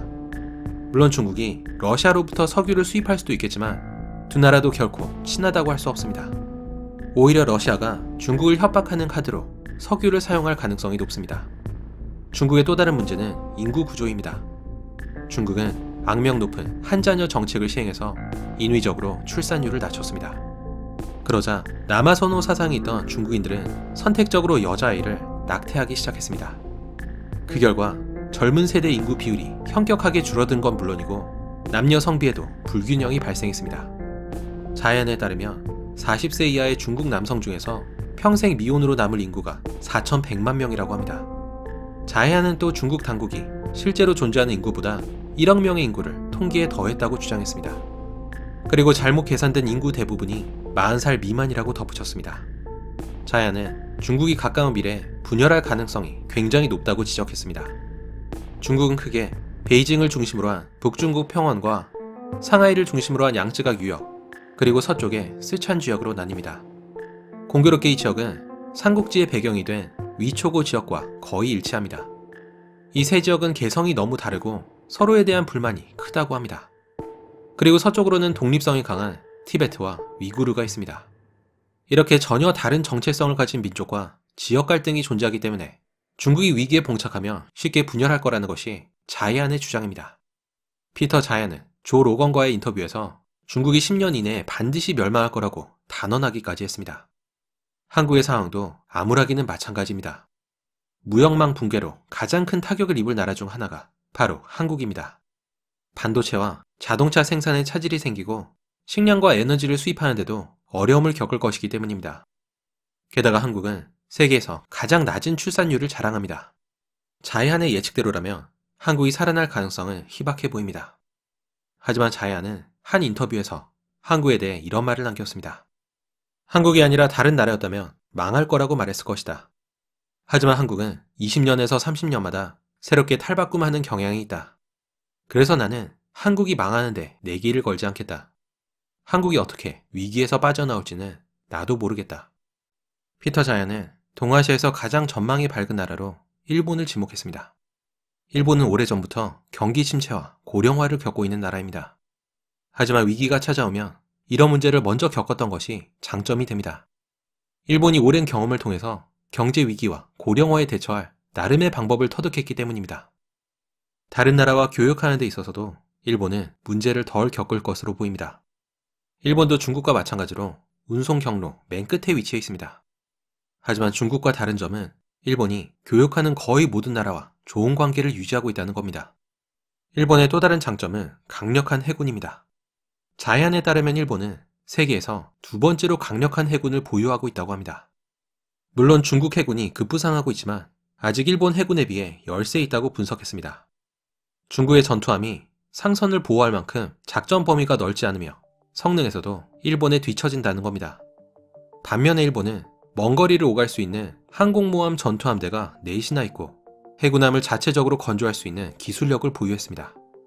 게다가 중국이 스스로 붕괴할 가능성이 높으니 걱정할 것이 없다는 겁니다. 그렇게 되면 자본과 기술, 그리고 강력한 해군까지 보유한 일본이 새로운 아시아의 우두머리가 될 거라고 합니다. 자해안은 또 한국이 살아남기 위해서는 다시 부상하는 일본과 손을 잡아야 한다고 조언했습니다. 하지만 한국의 강한 반일 감정 때문에 일본과 협력하는 것이 쉽지는 않을 거라고 말했습니다. 자해안은 미국이 주도하는 세계 질서가 무너진 세상에서는 나라 간의 무력 충돌이 빈번해질 거라고 예상했습니다. 인간은 궁핍한 때가 오면 무력으로라도 상황을 해결하려 하기 때문입니다. 그렇게 되면 오직 힘의 원리가 지배하는 약육강식의 시대가 다시 돌아오게 됩니다. 하지만 그런 상황에서 미국만은 끄떡 없을 거로 보고 있습니다. 세계에서 오직 미국만이 자급자족할 만큼의 충분한 자원과 기술력을 보유했습니다. 게다가 미국은 인구 구조에서도 균형 잡힌 모습을 보이고 있습니다. 미국의 군사력이 얼마나 대단한지는 따로 언급할 필요도 없습니다. 남쪽에는 값싼 노동력을 제공해주는 멕시코가 있고 북쪽 캐나다는 더 많은 자원을 제공해줄 수 있습니다. 이런 사기적인 환경 덕분에 미국은 앞으로도 풍요를 누릴 거라는 전망입니다. 피터 자이언은 각국의 미래를 전망했는데 더 자세한 내용은 그의 책에 적혀 있습니다. 피터 자이언은 시종 일관 단호한 어투로 세상의 붕괴를 예견했습니다. 하지만 그에 대한 반대 의견도 만만치 않습니다. 일방적으로 미국 편을 들면서 중국을 무시한다는 인상을 주기 때문에 분석이 너무 치우쳤다는 말이 있습니다. 그리고 그의 주장대로 미국이 이탈한다 하더라도 탈세계화가 그렇게 급격하게 일어나지 않을 거라는 의견도 있습니다. 피터 자이언과 대척점에 있는 인물로 레이 달리오를 들 수 있습니다. 금융계의 스티브 잡스라 불리는 레이 달리오는 앞으로 중국이 다음 슈퍼파워가 될 거라는 정반대의 분석을 내놓았습니다. 하지만 피터 자이언은 여러 분야를 아우르는 방대한 양의 지식과 수년간의 경험을 바탕으로 꽤 설득력 있는 주장을 펼치고 있습니다. 게다가 대부분의 경우에 그의 주장을 뒷받침하는 명백한 근거와 통계를 제시합니다. 한 가지 분명한 것은 상황을 낙관하기보다는 최악의 상황을 가정해 미리 대비하는 것이 훨씬 더 도움이 된다는 겁니다. 그런 의미에서 그가 하는 말을 귀담아 들을 필요가 있다고 생각합니다.